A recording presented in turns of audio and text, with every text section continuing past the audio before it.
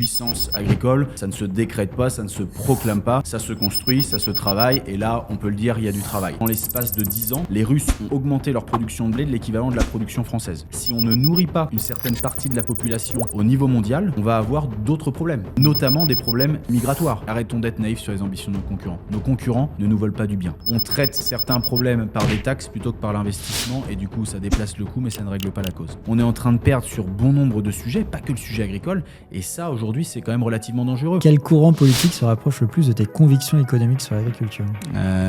Ça serait davantage donc...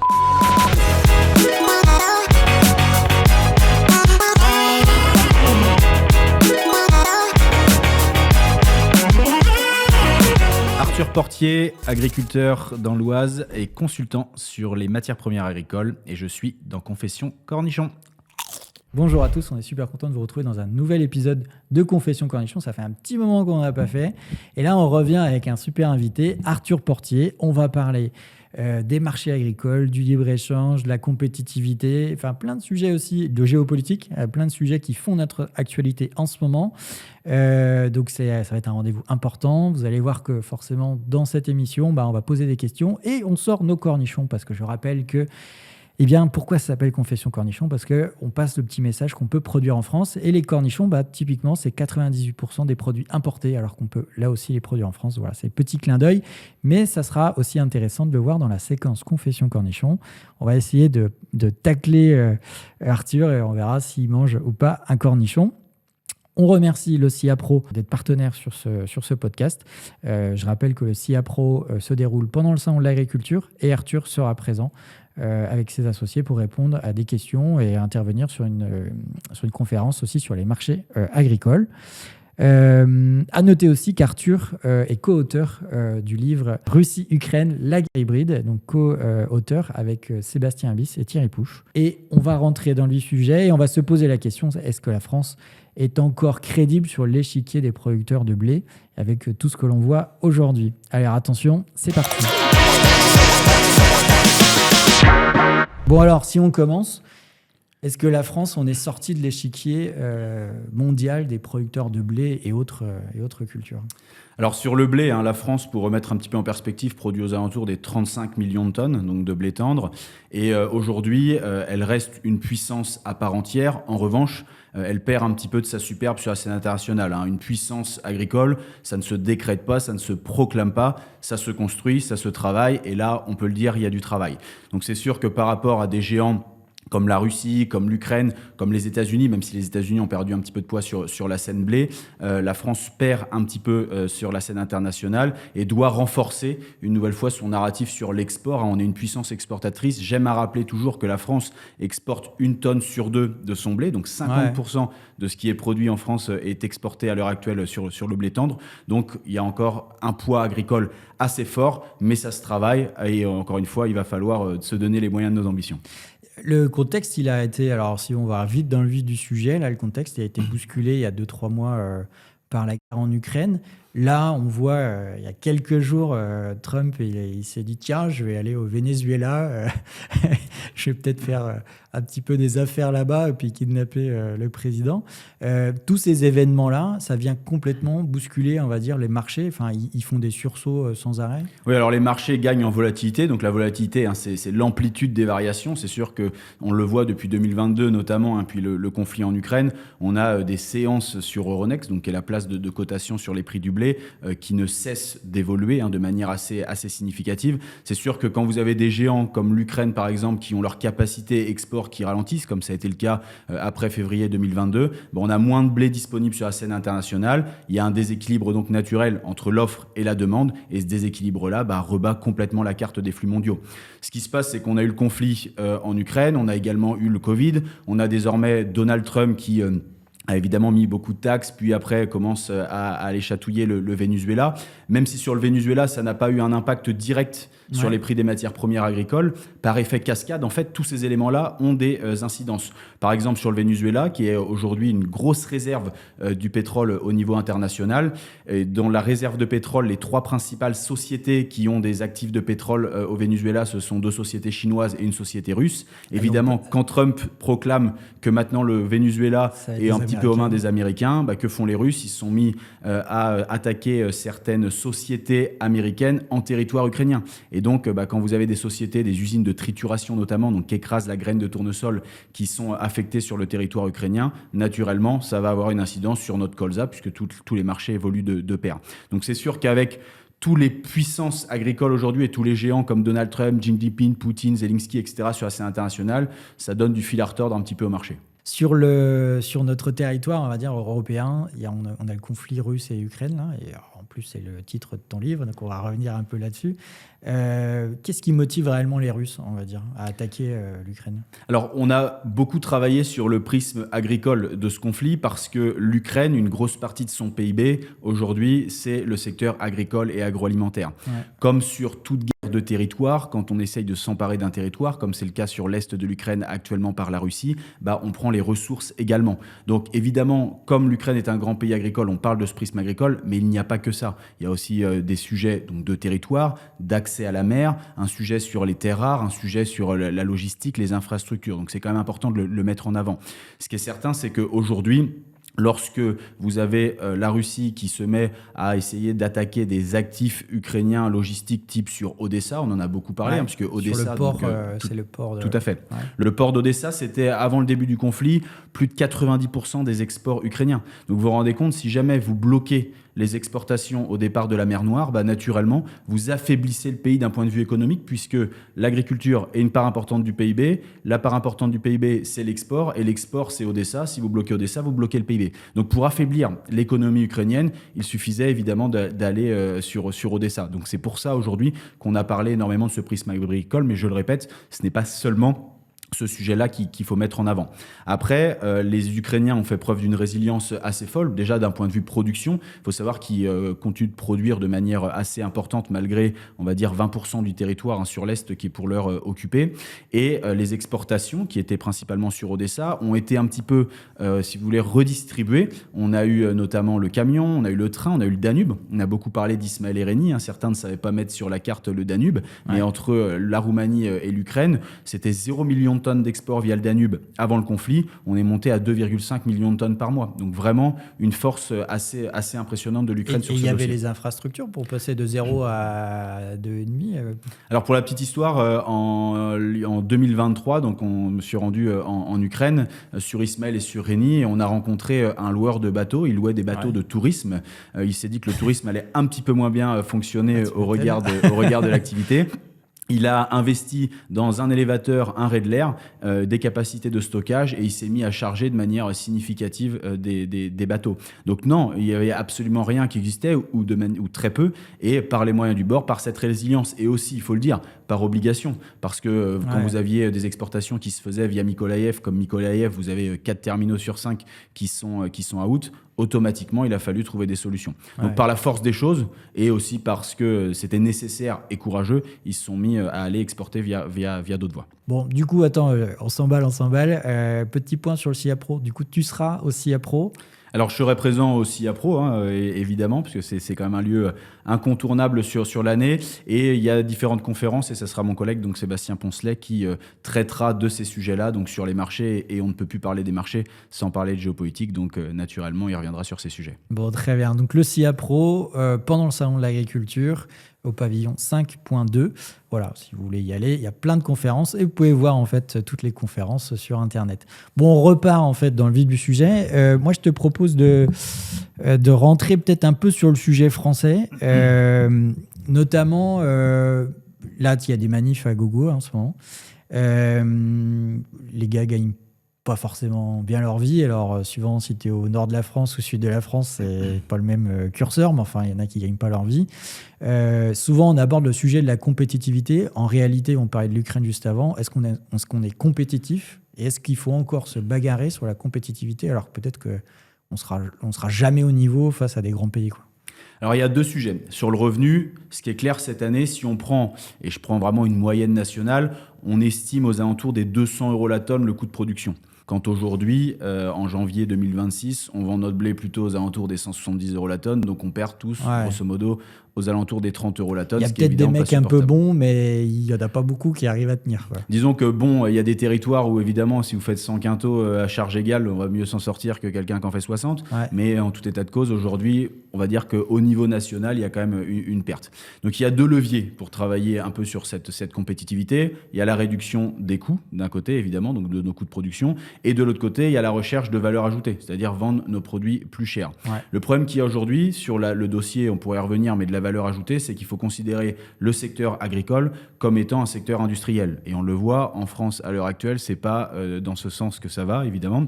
Pas que sur le sujet agricole, mais sur d'autres sujets. Donc, avant de distribuer la valeur ajoutée, il faut la créer. Donc, déjà, créons de la valeur ajoutée sur notre territoire. Et le sujet de la compétitivité, évidemment, par l'intermédiaire des règles, de la réglementation, mais aussi de tout ce qui se trame autour du social, etc., on a des difficultés face à nos concurrents. Pour vous donner un ordre d'idée, en Ukraine, en 2021, leur coût de production, il était plutôt aux alentours des 130 $ la tonne, quand en Russie, il était plutôt aux alentours des 100 $ la tonne. Donc, 100 $ la tonne départ ferme en Russie, 130 en Ukraine. Nous, on est plutôt, normalement, on va dire avant la flambée du prix des engrais, on était aux alentours des 180 € la tonne. Donc, on voit que naturellement, on n'est pas compétitif. Là où on a une chance inouïe, c'est que si on n'est pas compétitif au départ de la ferme, on arrive à être compétitif parfois chez nos clients sur la scène internationale. Ils croient en les hommes et en les femmes sur le territoire français. C'est quand même c'est plus sécure d'acheter en France. Aujourd'hui, c'est plus sécure. Après, il reste une question de coût. À partir de quel niveau vous vous dites, tiens, je peux me permettre de payer un petit peu plus cher parce que je sais que tout va être livré dans les temps. Mais le deuxième point, c'est la logistique. Aujourd'hui, charger 1 tonne de blé sur les ports français et la mettre sur un bateau, ça va être entre 5 et 10 € la tonne, si j'arrondis. Quand en Russie, pour des raisons, on va dire, différentes, mais surtout parce que la mer d'Azov, une partie des chargements qui se font sur la mer d'Azov, est une mer très peu profonde. Donc elle va geler l'hiver et elle a un tirant d'eau, c'est-à-dire qu'elle est très peu profonde. Donc ils ne peuvent pas charger de Panamax, ce sont des bateaux de 60 000 tonnes qui permettent de faire le commerce international. Ils ont des coûts de phobbing, donc de prendre 1 tonne de blé et la mettre sur un bateau, qui est plutôt aux alentours des 20 $ la tonne. Donc on arrive... Donc 4 fois notre prix. Si on est à 5 $ la tonne, environ ça. Sachant que s'ajoute à cela le transport entre le départ ferme et le port. On voit que le pays russe est évidemment beaucoup plus grand que la France, donc les coûts logistiques sont plus importants. Et après, il reste évidemment le coût du transport. Avec le conflit en Ukraine, les coûts du transport maritime ont augmenté. Il y avait une prime de risque quand même naturelle pour les équipages. Tout à fait. Donc ça se paye. Et donc, mis tout bout à bout, arrivé à destination chez nos clients, Maroc, SAU, Algérie, on en reparlera, Égypte, etc., eh bien, on peut être compétitif. Mais ce qui est sûr, c'est qu'au départ ferme, par la taille de nos fermes, par notre réglementation et par différents éléments, on est aujourd'hui à la peine et ça sera difficile de le compenser. Parce que quand tu dis ça, c'est une vision un peu macro, parce que l'agriculteur, lui, presque il s'en fiche un peu du coût de logistique, puisqu'il dit, bon voilà, c'est tel prix qu'on te paye et c'est quand même en dessous de tes coûts de production, quoi. Alors ça reste le prix payé à l'agriculteur est en fait très dépendant tout de même des exportations française à destination des pays tiers, c'est-à-dire hors Union européenne. C'est pour ça que c'est aussi important de regarder le prix arrivé à destination, c'est-à-dire que si aujourd'hui on est plus compétitif que les Russes ou les Ukrainiens arrivés au Maroc, les Marocains vont acheter français et ça va faire remonter les prix du blé français et donc on va le voir sur nos fermes.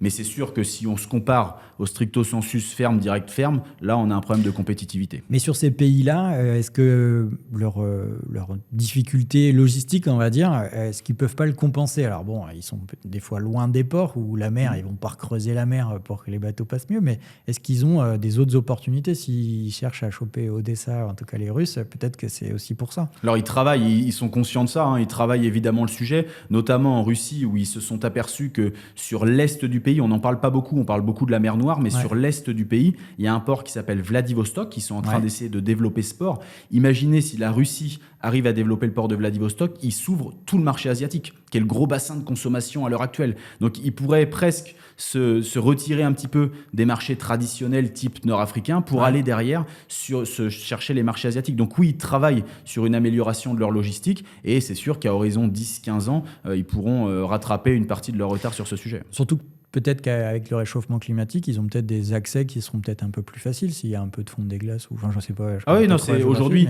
il y a, sur le sujet du réchauffement climatique, on n'a jamais entendu Vladimir Poutine contre le réchauffement climatique. Bah oui. Pour deux raisons. Il y a cette question logistique dont tu parles, mais il y a également un autre sujet, c'est la progression de la production en Russie. Ce qu'il faut savoir, c'est que les Russes donc, augmentent de manière significative. Il y a un chiffre que j'aime rappeler, c'est qu'en l'espace de 10 ans, donc sur la période, on va dire 2012-2022, les Russes ont augmenté leur production de blé de l'équivalent de la production française.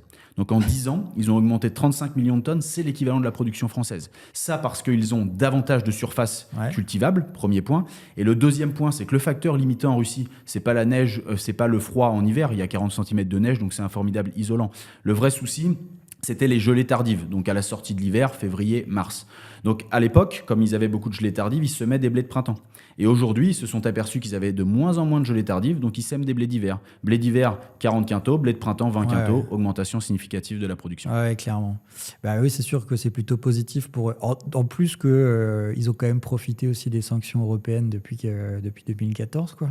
Alors depuis 2014, ils ont une accélération assez drastique liée aux sanctions. C'est un petit peu le problème. On aura, je pense, l'occasion d'y revenir. Mais sur la politique aujourd'hui, c'est de considérer l'agriculture comme un temps long. Et aujourd'hui, on le considère que comme un temps relativement court, un temps électoral. Donc on peut se satisfaire des sanctions mises à la Russie sur 2 ans, de dire, regardez, j'ai redistribué les cartes aujourd'hui. En 2 ans, j'ai essayé d'affaiblir la Russie. Mais vous affaiblissez la Russie pendant 2 ans pour qu'elle ressorte grandie à horizon 10 ans. Donc les sanctions qui ont été mises en 2014 à destination de la Russie, ils se sont dit, OK, je veux plus être dépendant du reste du monde. Donc pendant 2 ans, ils ont eu des difficultés parce qu'il fallait investir. Mais aujourd'hui, ils ont investi. Et ils repartent de l'avant. Et ils sont, il faut le rappeler, la Russie, très peu le savent, mais en 2000, donc c'était hier, en 2000, la Russie était importatrice nette de blé. Importatrice nette en 2000. On est en 2026, c'est le premier exportateur mondial de blé, ce qui est quand même faramineux. Ouais, un changement très rapide. Je reviens quand même sur la France. Bon, on a des problèmes de compétitivité. Alors, on pourrait discuter, mais il y a un choix sur le modèle aussi de production plus vertueux, avec moins d'utilisation de produits phyto ou d'engrais, pour limiter l'impact sur l'environnement et sur la santé. Est-ce qu'il est quand même... Donc là, il nous met en difficulté sur la compétitivité, mais finalement, est-ce que ça va pas malgré tout dans le bon sens, quoi? Alors, ce qui est certain, c'est que lorsqu'on dit, et je suis le premier à le dire, qu'il y a un manque de vision au niveau européen, au niveau français sur notre agriculture, peut-être qu'il y a eu une vision, mais qu'on n'a pas voulu l'écouter parce qu'on considérait que ce n'était pas la bonne. À savoir le Green Deal, par exemple, sur lequel on était plutôt farouchement opposé, une grande majorité des agriculteurs. C'était peut-être une vision, en fait, qui était donnée par l'Europe et par la France de dire « je veux qu'on aille dans cette direction ». Une nouvelle fois, on n'a rien contre, en tout cas j'ai rien contre aujourd'hui, une certaine vision donnée, même si ce n'est pas ce que je considère être la bonne, sur le modèle agricole européen et français. En revanche, il faut se donner les moyens de nos ambitions. C'est-à-dire qu'on ne peut pas, par exemple sur un modèle aujourd'hui, dire « je veux me passer des importations protéines, notamment brésiliennes, argentines, et américaines, donc développer un prend protéines en Europe, et enlever dans le même temps les produits phytosanitaires qui nous permettent de produire du poids. Moi, je fais du poids sur mon exploitation aujourd'hui pour essayer de répondre au plan protéines. Je me prends des bananes. Ouais, donc, tout le monde a tenté de se dire, bon allez, je fais ma BH, je fais un peu de poids, et puis bon. Exactement. Donc, donnons-nous les moyens de nos ambitions. Qu'on ait une vision, qu'on ait une ambition, on peut l'avoir. Il y a un modèle, c'est peut-être pas celui qu'on prône, mais il peut exister. En revanche, aujourd'hui, on n'a pas les moyens on n'a pas la rémunération pour. Donc, ce qui est important de noter, c'est qu'aujourd'hui, pour essayer de répondre un petit peu aux défis environnementaux, l'Europe et notamment la France essaye par l'intermédiaire de taxes de répondre à ces enjeux climatiques, mais à l'intermédiaire de taxes en remplaçant des investissements qui seraient nécessaires. Donc, on déplace le coût sans régler le problème. Quand je dis on déplace le coût sans le régler le problème, c'est qu'on taxe plutôt que d'investir. Et aujourd'hui, la vraie politique nécessaire au développement d'un modèle, même qui ne serait pas celui que nous souhaitons, doit passer par de l'investissement pour essayer d'embarquer l'ensemble du monde agricole. Et aujourd'hui, ce n'est pas le cas. On le fait par l'intermédiaire de taxes, d'où les contestations qui sont évidentes. Oui, c'est clair. Mais du coup, sur ce modèle-là, parce que tu sais, on dit tout le temps, on dit tout le temps, je ne sais pas, mais... Souvent, ça s'est dit, la France nourrit le monde, tu vois. Et puis même des fois des agriculteurs en manif, mais nous, on doit nourrir, c'est important. En plus, il va y avoir 8 milliards d'habitants, et puis 10, et puis 9 et 10. Est-ce qu'en fait, on ne doit pas oublier en fait, cette phrase-là qui date des années 70 et 80, la France n'a pas vocation à nourrir le monde? Oui ou non, quoi. Non, clairement, moi je pense qu'il faut absolument le marteler. Il faut le marteler. Ça paraît évidemment dans les grandes lignes de dire on vous nourrit, ça peut paraître un peu prétentieux, mais c'est vrai. C'est vrai. Et aujourd'hui, quand on a 1 tonne sur 2 qui est exportée, il faut quand même rappeler que la France a un rôle extrêmement important à jouer dans la paix sociale dans différents pays. C'est-à-dire qu'on ne se rend plus compte en France de la chance qu'on a de pouvoir produire suffisamment pour pouvoir exporter. Aujourd'hui, ça se place bien dans un dîner, on produit du blé entre le 25e et le 55e degré de latitude, c'est-à-dire qu'il y a plein de pays qui ne peuvent pas produire du blé. Ouais. Nous avons la chance de pouvoir en produire, donc produisons-en. Ça ne veut pas dire qu'on doit oublier les règles environnementales, etc., mais martelons le fait que nous avons la chance de pouvoir nourrir le monde. Et ça, c'est un fait extrêmement marquant. Et certains te diraient, ouais, mais attends, tu veux nourrir ceux qui... Enfin, tu vas leur envoyer en fait du blé. Ils ne peuvent pas faire du blé chez eux, mais ils peuvent faire autre chose. Et est-ce qu'on ne peut pas les aider à développer leur propre agriculture ? Il y a certaines personnes qui pourraient te dire ça. Ouais, très bien. Alors, encore une fois, c'est important de toujours marteler que tout n'est pas noir et blanc. C'est-à-dire qu'aujourd'hui, il y a du gris et ça fait partie des solutions. Je ne dis pas qu'on doit seulement exporter. Il faut aider aussi au développement de certains pays. Ça, il n'y a aucun problème. En revanche, aujourd'hui, il y a encore, au début des années 2000, il y avait 100 millions de tonnes de blé qui étaient échangées sur la scène internationale. Aujourd'hui, on a 200 millions de tonnes. Ce n'est pas pour les beaux yeux des exportateurs. C'est principalement que certains pays, par des crises climatiques et aussi parce que c'est des conditions pédoclimatiques qui sont plus difficiles dans certains pays, doivent acheter leur sécurité alimentaire. Puis ils ne sont pas souverains. La population augmente. Enfin, je veux dire, La population augmente. Donc, la population augmente. Il y a eu, avec les années inflationnistes sur le blé, là, la période 2018-2024, grosso modo, une baisse de la consommation de blé par habitant. Donc, en fait, augmentation démographique, mais une baisse de la consommation de blé par habitant, ce qui fait qu'au final, on a une consommation de blé qui, certes, continue d'augmenter, mais peut-être un petit peu moins que l'augmentation démographique. Mais une nouvelle fois, il faut quand même se rendre compte qu'aujourd'hui, si on ne nourrit pas une certaine partie de la population au niveau mondial, on va avoir d'autres problèmes, notamment des problèmes migratoires. Aujourd'hui, il faut quand même avoir en tête que si jamais vous ne donnez pas à manger à une partie de la population, je le dis avec des mots relativement simples, la population vient à la nourriture. Elle ne va pas se laisser mourir de faim. Ça, on ne l'entend pas, on ne le comprend pas, parce qu'en France, on a toujours à manger dans son assiette, donc on ne s'en souvient pas. Après, il y a eu des mouvements arabes qui ont, il y a 10 ans, qui ont réveillé un peu tout ça, mais c'est vrai qu'on a quand même du mal à le comprendre, parce qu'on a toujours à manger, nous. Exactement, on a toujours à manger dans notre assiette, par en plus le soutien de la PAC à des prix abordables, parce que politique agricole commune, à l'origine, c'est pour donner quand même aux citoyens un coût abordable de l'alimentation. C'est pas pour les agriculteurs directement, il faut quand même le rappeler. Donc oui, aujourd'hui, nous, on a une assiette qui est pleine, donc on ne s'en rend pas compte, mais il y a des pays aujourd'hui qui ont besoin que nous, Français, nous produisions pour pouvoir se nourrir et continuer à vivre. Et ça, je pense que c'est important de le rappeler parce que, une nouvelle fois, quand j'entends il faut fermer les frontières et arrêter d'exporter, d'un point de vue, on va dire, social, sociétal, ça paraît complètement fou de dire ça ou très égoïste. Ça veut dire on ne fournit plus l'alimentation nécessaire à une partie de la population. Maintenant, il faut que nos politiques soient conscients de cela. C'est-à-dire que l'export n'est pas un gros mot. Et pour que nos politiques soient conscients de cela, il faut leur rabâcher que la France a des chances, d'un point de vue pédoclimatique, de pouvoir produire et exporter. C'est pas un gros mot et c'est peut-être un atout dans la balance commerciale qui est quand même plus que dégradé, on va finir à zéro, depuis 20 ans, 25 ans, 30 ans. Vu le nombre de secteurs qui peuvent se tarir d'être aujourd'hui avec une balance commerciale excessive, en tout cas excédentaire, c'est sûr qu'il faut le rappeler et que c'est un bon moyen de le mettre en avant. Mais au-delà de ça, une nouvelle fois, sur la partie export, c'est une grosse partie de notre débouché. Donc oui, c'est pas un gros mot et c'est nécessaire. Sur un sujet qui est vraiment très français, puis après on reviendra sur des sujets plus internationaux. La loi Egalim, parce que les agris, là encore une fois, ils manifestent, on l'a dit, on a des prix du blé qui sont en dessous des coûts de production. Dans la loi Egalim, il y a plein de dispositions là-dedans, mais il y avait un sujet de ne pas vendre en dessous de ses coûts de production. Il se trouve que le blé ou les céréales n'a pas été mis dedans. Est-ce que tu sais pourquoi ? Parce que certains agris, des fois, le disent, il y a la loi Egalim. En fait, pas du tout. Alors, il faudrait rentrer plus en détail dans le sujet. Je n'étais pas dans les discussions et dans le groupe de travail sur Egalim sur cette partie blé. Après, il est vrai que quand vous exportez une grosse partie de votre production, il y a besoin d'être compétitif sur la scène internationale. Et si vous avez des coûts de production qui sont supérieurs aux Ukrainiens, par exemple, ou aux Russes ou aux Argentins, si vous dites aux Marocains, aux Algériens et aux Égyptiens, on a les lois Egalim, donc si vous voulez acheter du blé, c'est comme ça, ils iront ailleurs. Ouais. Donc naturellement, sur un marché qui est aussi international que le blé, le maïs, le colza, etc., il est difficile d'appliquer les lois Egalim. Mais genre, je reviens un tout petit peu en arrière, du coup, quand même. Mais est-ce que c'est complètement fou, justement, là, auprès de les pays qui achètent, de se dire, bah ouais, mais le blé français, il est un peu plus mieux, il a moins de phyto, il est plus vert, il est plus RSE compatible, donc du coup, il vaut plus cher, quoi. Mais c'est une très bonne chose, c'est une très bonne remarque parce qu'aujourd'hui, c'est ce qu'on essaye de valoriser. Mais une nouvelle fois, les pays, le blé, c'est une commodity. Une commodity, ça veut dire qu'il n'y a pas véritablement de vraie valeur ajoutée. C'est pas un produit transformé, etc. Transformé. Donc aujourd'hui, que vont regarder les pays? Ils vont regarder le prix, les pays importateurs, et ils vont regarder la qualité.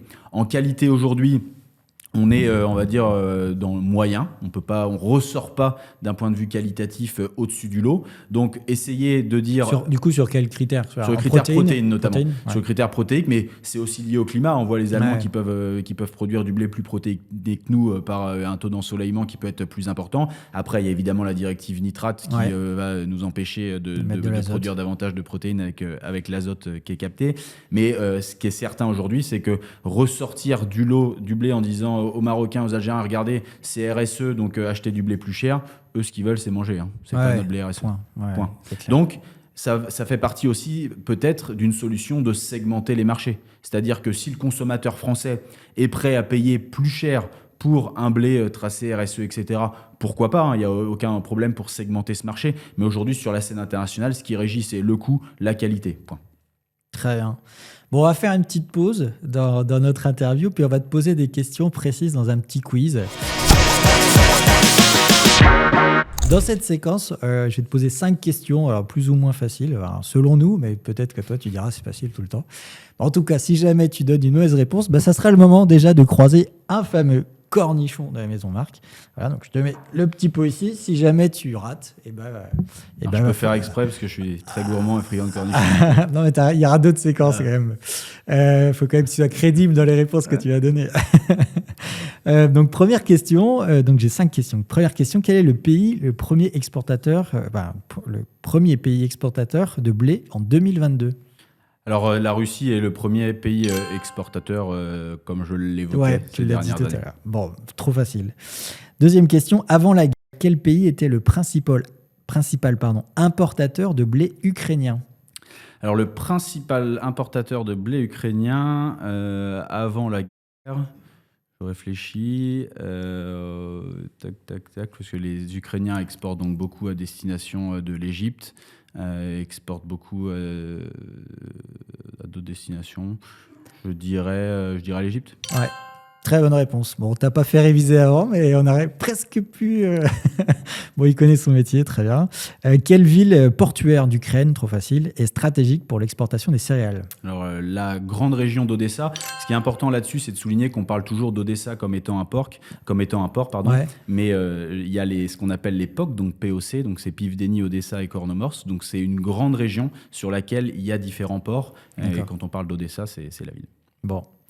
Alors attends, on va remonter dans l'histoire et je pense que tu n'étais pas né, a priori. Alors, en quelle année l'URSS a-t-elle importé massivement du blé pour la première fois à cause d'une sécheresse historique? Alors ouais, là, tu me poses une colle. Trop bien. Effectivement, j'étais pas né. Bon, ce qui est intéressant, je l'évoquais, donc dans cette grande région du monde, ils étaient importateurs nets jusqu'avant les années 2000. Donc, je vais être obligé de manger un cornichon. Exactement, tu craques. Sur cette partie. En 1972, ils ont dû importer. En même temps, il n'y a pas qu'une année, puisqu'ils n'étaient pas. C'était la sécheresse de 1972. J'avais 76 en tête pour chez nous. Ouais, c'était 72. Bon, voilà, un petit cornichon. Très bon. Ouais. Mais ouais, ils sont pas mauvais. Mais je te laisse les manger. Allez, dernière question, normalement un peu plus dure. Pendant la crise mondiale du blé en 2007-2008, quel pays a été frappé par une sécheresse majeure qui fait que les prix mondiaux ont encore grimpé? Alors en 2007-2008, il y a eu la Russie qui a eu une sécheresse, tout le bassin mer Noire a eu une sécheresse relativement importante, ce qui a expliqué d'ailleurs une partie de début des révolutions arabes. Mais il y a eu une succession d'événements climatiques à cette période de l'année qui permet de rappeler aussi une chose, c'est qu'en 2007, donc les prix du blé ont flambé, on est passé aux alentours des 300 € la tonne. C'était bien pour les producteurs, 300 € la tonne. Et ce qui est intéressant de noter, c'est qu'on n'a pas retrouvé un gisement de blé en 2008 qui ont fait baisser les cours. Il y a eu la crise des subprimes aux États-Unis. Ouais. Donc pour montrer aussi que le blé est un secteur extrêmement financiarisé, c'est que la crise des subprimes a entraîné une baisse de l'ordre de 100 € la tonne sur les prix du blé, même un peu plus, sans qu'on ait retrouvé de gisement de blé sur la scène internationale. Ouais, ok. Bon, bah c'est bien. Alors moi, c'était l'Australie, mais bon, voilà. On va dire que ça passe. Je peux remanger un cornichon, il n'y a pas de problème, il était très bon. Non, je suis sympa, on va dire que ça passe. Bon, très bien. Alors, dans cette émission, du coup, moi, je pose des questions et on demande aussi à des agriculteurs s'ils ont des questions à te poser. Il se trouve que j'ai un agriculteur qui a une question, donc je vais te partager sa vidéo.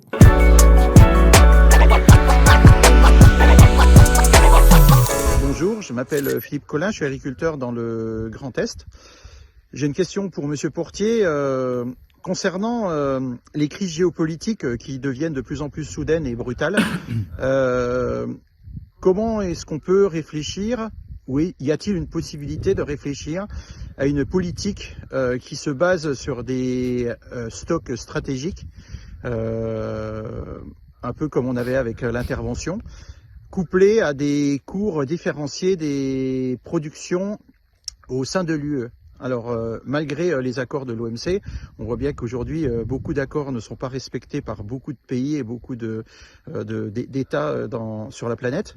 Est-ce que ça, c'est envisageable? Est-ce que c'est quelque chose qui permettrait justement de sortir de ces incertitudes de cours de marchandises qui peuvent fluctuer du jour au lendemain et qui ne préservent pas l'agriculture française telle qu'elle est organisée aujourd'hui?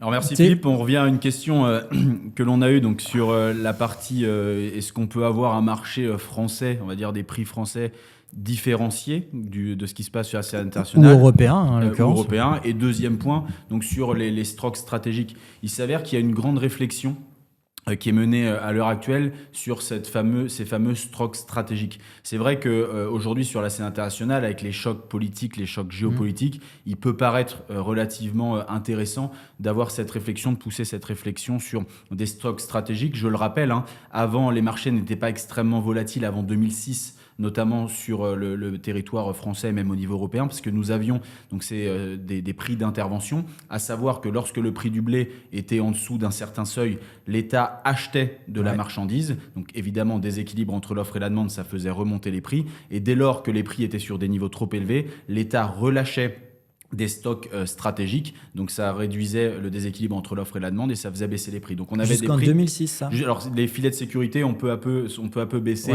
après la PAC, grosso modo de 92, mais c'est jusque 2006 que les écartements ont été suffisamment importants pour en fait laisser le marché évoluer de manière assez importante. Donc oui, ça peut faire partie des solutions une nouvelle fois à travailler, parce que sur des stocks stratégiques, il va falloir avoir des silos mandatés notamment pour cela. Donc il y a une réflexion qu'opère, pour répondre à Philippe sur le dossier à l'heure actuelle, qui pourrait être mis en place. Donc oui, ça peut faire partie aujourd'hui des solutions. On revient en arrière, en fait, quand on parle de ça.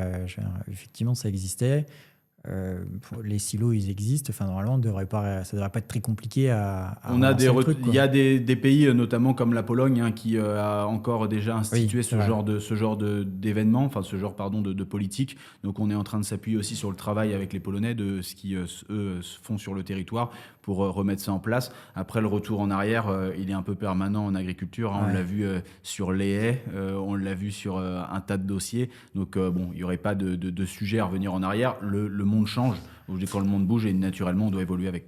Toi, tu dis que ça se réfléchit, mais qui réfléchit? Parce qu'on a quand même l'impression que la Commission européenne, si on regarde, elle a une vocation quand même commerce et elle a pas du tout...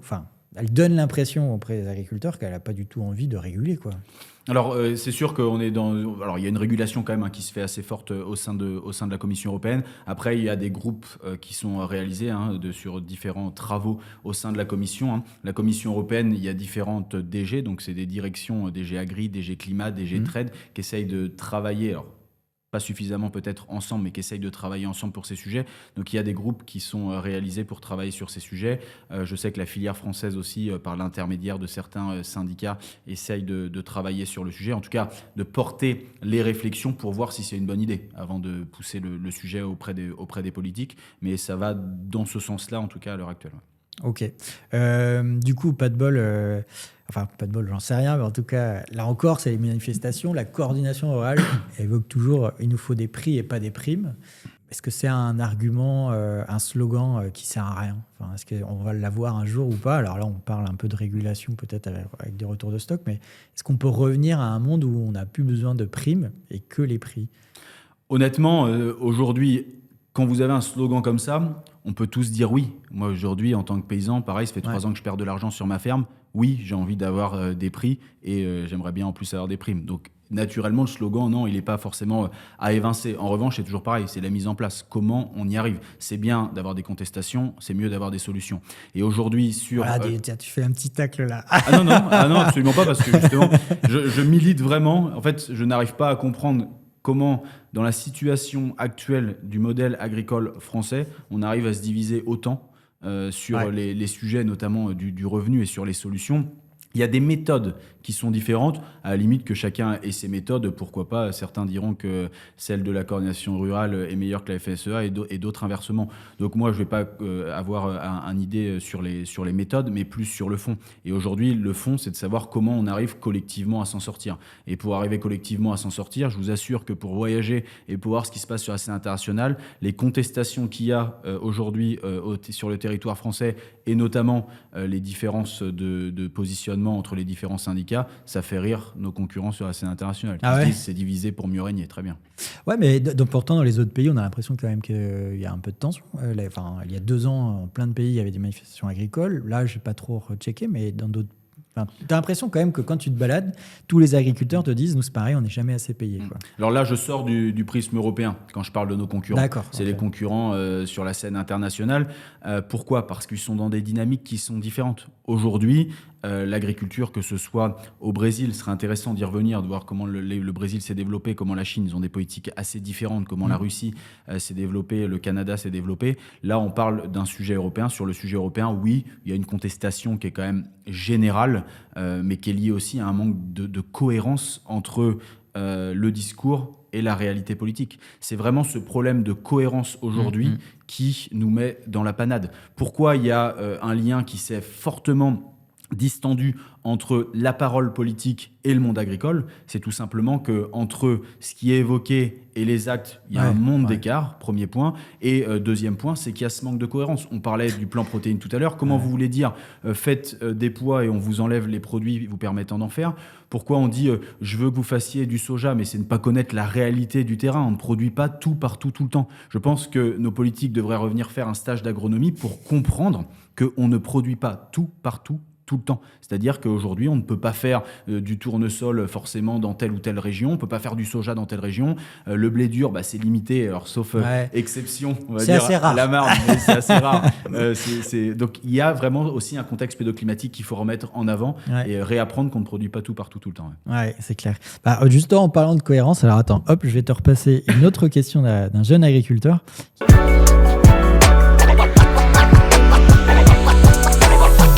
Bonjour, Benjamin Brisson, agriculteur, céréalier, betteravier, patatier et aussi prestataire de stockage pour un négociant en céréales dans la Marne. Ma question est la suivante, quelles sont les différentes hypothèses d'évolution du marché avec la signature du Mercosur? Quand je parle de marché, je parle évidemment de marché de produits agricoles au niveau européen. Voilà. D'ailleurs, ça fait la transition justement parce que sur le Mercosur, on est un président qui n'était pas très cohérent justement dans ses discours. Bon, l'impact du Mercosur sur le marché. L'impact du Mercosur, il va principalement être sur les filières animales, sur lesquelles aujourd'hui je travaille un petit peu moins. Mais si on se concentre sur des sujets, on va dire notamment le sucre par l'intermédiaire le maïs et le sucre, ce sont les principaux produits agricoles qui vont être concernés. Évidemment, le maïs, c'est pas tant par le maïs qui arrive aujourd'hui, puisqu'on est déjà importateur de maïs américain, on est importateur de maïs d'Amérique du Sud. Donc c'est principalement sur le sujet de l'éthanol, parce qu'aujourd'hui, les Brésiliens développent énormément leur industrie de l'éthanol. Je redonne un chiffre, mais il y a 10 ans, il y avait 1 million de tonnes de maïs brésilien qui allait dans l'industrie de l'éthanol au Brésil. 1 million de tonnes il y a 10 ans. Aujourd'hui, on est aux alentours des 25 millions de tonnes. Donc, ils sont passés en l'espace de quelques années de 1 à 25 millions de tonnes de maïs dans l'industrie de l'éthanol. Et pour se reprojeter, nous, on produit quoi en éthanol ? C'est ce que j'allais dire. On produit 14 millions de tonnes. Donc, on va arrondir à horizon, dans 2 ans, il y a 2 fois la production française qui va aller dans l'industrie de l'éthanol au Brésil. Le Brésil, je reviendrai à la question après, mais je digresse comme d'habitude. Le Brésil a construit aujourd'hui une partie de son modèle agricole, je parle du sucre et du maïs, sur la crise énergétique, le choc pétrolier dans les années 70. Dans les années 70, choc pétrolier, le Brésil se dit comment je peux être souverain d'un point de vue énergétique, et ils se sont mis à planter de la canne à sucre. La canne à sucre, à l'origine, c'était pour faire de l'éthanol. Et ils se sont aperçus qu'avec la canne à sucre, ils pouvaient faire du sucre. Donc c'est un coproduit. Le sucre est devenu presque un coproduit au Brésil parce que c'était pour répondre à un problème énergétique. Et maintenant, c'est un leader parmi les premiers exportateurs mondiaux de sucre. Donc on le voit, en fait, d'une crise, on peut en faire des opportunités. Et c'est là, je pense qu'en France, tout va mal, mais pas assez. C'est qu'on n'est pas suffisamment au bord du gouffre pour que cette crise devienne quelque chose, un électrochoc pour nos mondes, non pas agricoles, parce que pour le coup, on en est conscient, mais le monde en général, de se dire, bon, bah ça y est, il y a une crise. Là, c'était une crise énergétique. On en fait un atout. On l'a vu au Brésil, donc par l'intermédiaire du sucre. Et désormais, ils se sont dit qu'avec le maïs, ils pouvaient aussi en faire. Donc, gros développement du maïs, récolte record cette année, et une grosse partie va dans l'industrie de l'éthanol. L'Indonésie fait pareil. L'Indonésie s'est dit, moi, j'ai des problèmes énergétiques, mais pourtant, je sais faire de l'huile de palme. Eh bien, ils sont passés de B2,5, donc 2,5% de biodiesel dans l'essence, à B50 en l'espace de quelques années. Donc, c'est pour 2026 ce B50. Donc, rendez-vous compte, en mettant 2,5 de biodiesel dans l'essence à B50, vous allez développer évidemment l'industrie de l'huile de palme sur le territoire. Alors attends, ça va pas parce que l'huile de palme, il est fait sur des terrains qui sont déforestés, mangés sur l'Amazonie ou mangés... Enfin bref, il y a un impact environnemental, quoi. On parle de l'Indonésie. Je vous ai pas dit l'Europe, là on parle de l'Indonésie.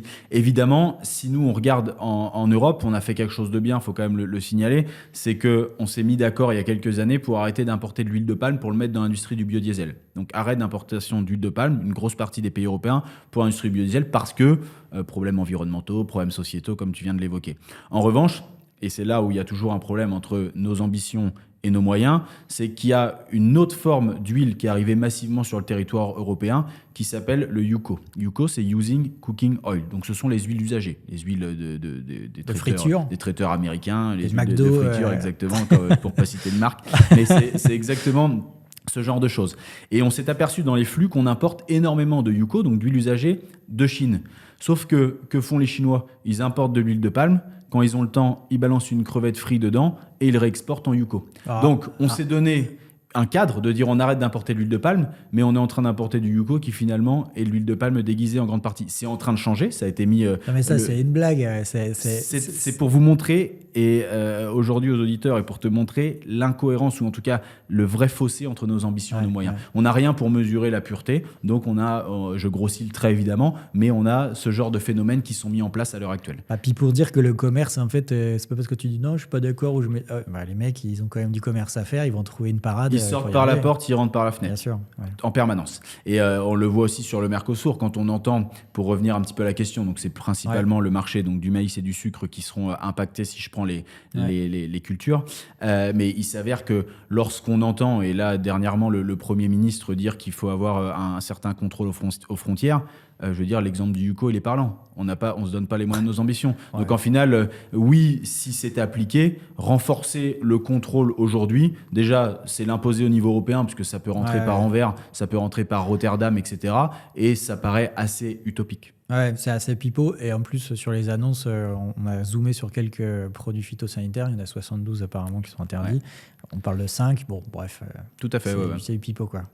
Bon, c'est pour calmer les esprits, peut-être. Là, ça calme les esprits, mais on est toujours dans un jeu. En fait, il faut comprendre que aujourd'hui, le vrai problème, et que j'aime répéter, notamment au pouvoir public, c'est que nous sommes extrêmement naïfs sur les ambitions de nos concurrents. On a un prisme européen, on regarde notre nombril, on se dit ça c'est bien, ça c'est pas bien, on essaye d'imposer notre modèle. Faut pas renier nos valeurs. On a des belles valeurs quand même en Europe, et faut quand même rappeler et être conscient qu'on a une chance de vivre en France et en Europe quand on voit ce qui se passe dans le monde, notamment à l'heure actuelle. En revanche, arrêtons d'être naïfs sur les ambitions de nos concurrents. Nos concurrents ne nous veulent pas du bien. Et c'est ça le problème. On a l'impression que nos concurrents nous veulent du bien.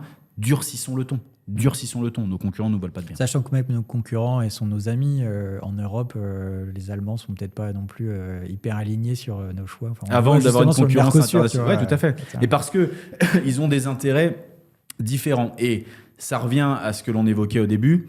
La puissance et la voix de la France ne se proclament pas. Elle se travaille. Elle n'est pas crédible en ce moment. Tout à fait. Et comme elle se travaille aujourd'hui et qu'on est en train de perdre un petit peu ce poids sur la scène internationale, bah évidemment, face aux Allemands, par exemple, que pèse désormais l'agriculture française face à l'automobile allemande? C'est la grande question au secteur automobile allemand. Donc, clairement, si on veut encore une agriculture forte, il faut travailler pour. Et il ne faut pas dire on a une agriculture forte. Non, il faut travailler pour et se donner les moyens. Et c'est sûr qu'aujourd'hui, lorsque vous allez à l'Europe et vous essayez de négocier et de porter la voix de la France, on vous dit réglez vos problèmes chez vous, essayez de trouver un budget et puis vous venez me reparler derrière. Ouais, c'est ça. Mais d'ailleurs, d'autant plus quand tu le dis, si j'en fais une petite marche arrière sur l'aspect éthanol, parce que quand on préparait l'émission, tu me disais, nous, on a une posture à dire, mais ce que vous nous importez, c'est pas bien, vous le faites en consommant la forêt amazonienne. Et toi, tu m'as dit, non, mais les gars, eux, les Brésiliens, ils te disent, vous faites quoi, vous, pour la planète Exactement. C'est un peu ce que j'évoquais sur le prisme européen. On se dit, on est contre le Mercosur. Évidemment, sur le volet agricole, les agriculteurs sont tous contre et ça paraît assez logique sur le volet agricole. Il y a peut-être d'autres secteurs, évidemment, sur lesquels il y a des atouts. Mais ce qui est certain, c'est qu'on regarde notre prisme, aller parler avec des Brésiliens. Et c'est ce que j'évoquais. Les Brésiliens tournent maintenant, ils ont des moteurs flex-fuel, donc ils tournent soit à l'essence, soit à l'éthanol. Et les Brésiliens qui tournent à l'éthanol disent, mais vous faites quoi pour votre secteur automobile vous, en Europe? Vous êtes en train de tourner au plein pétrole. Vous faites marche arrière sur l'électrique parce que les Allemands sont pas prêts. Donc d'ailleurs, ça aide un petit peu dans le deal du Mercosur.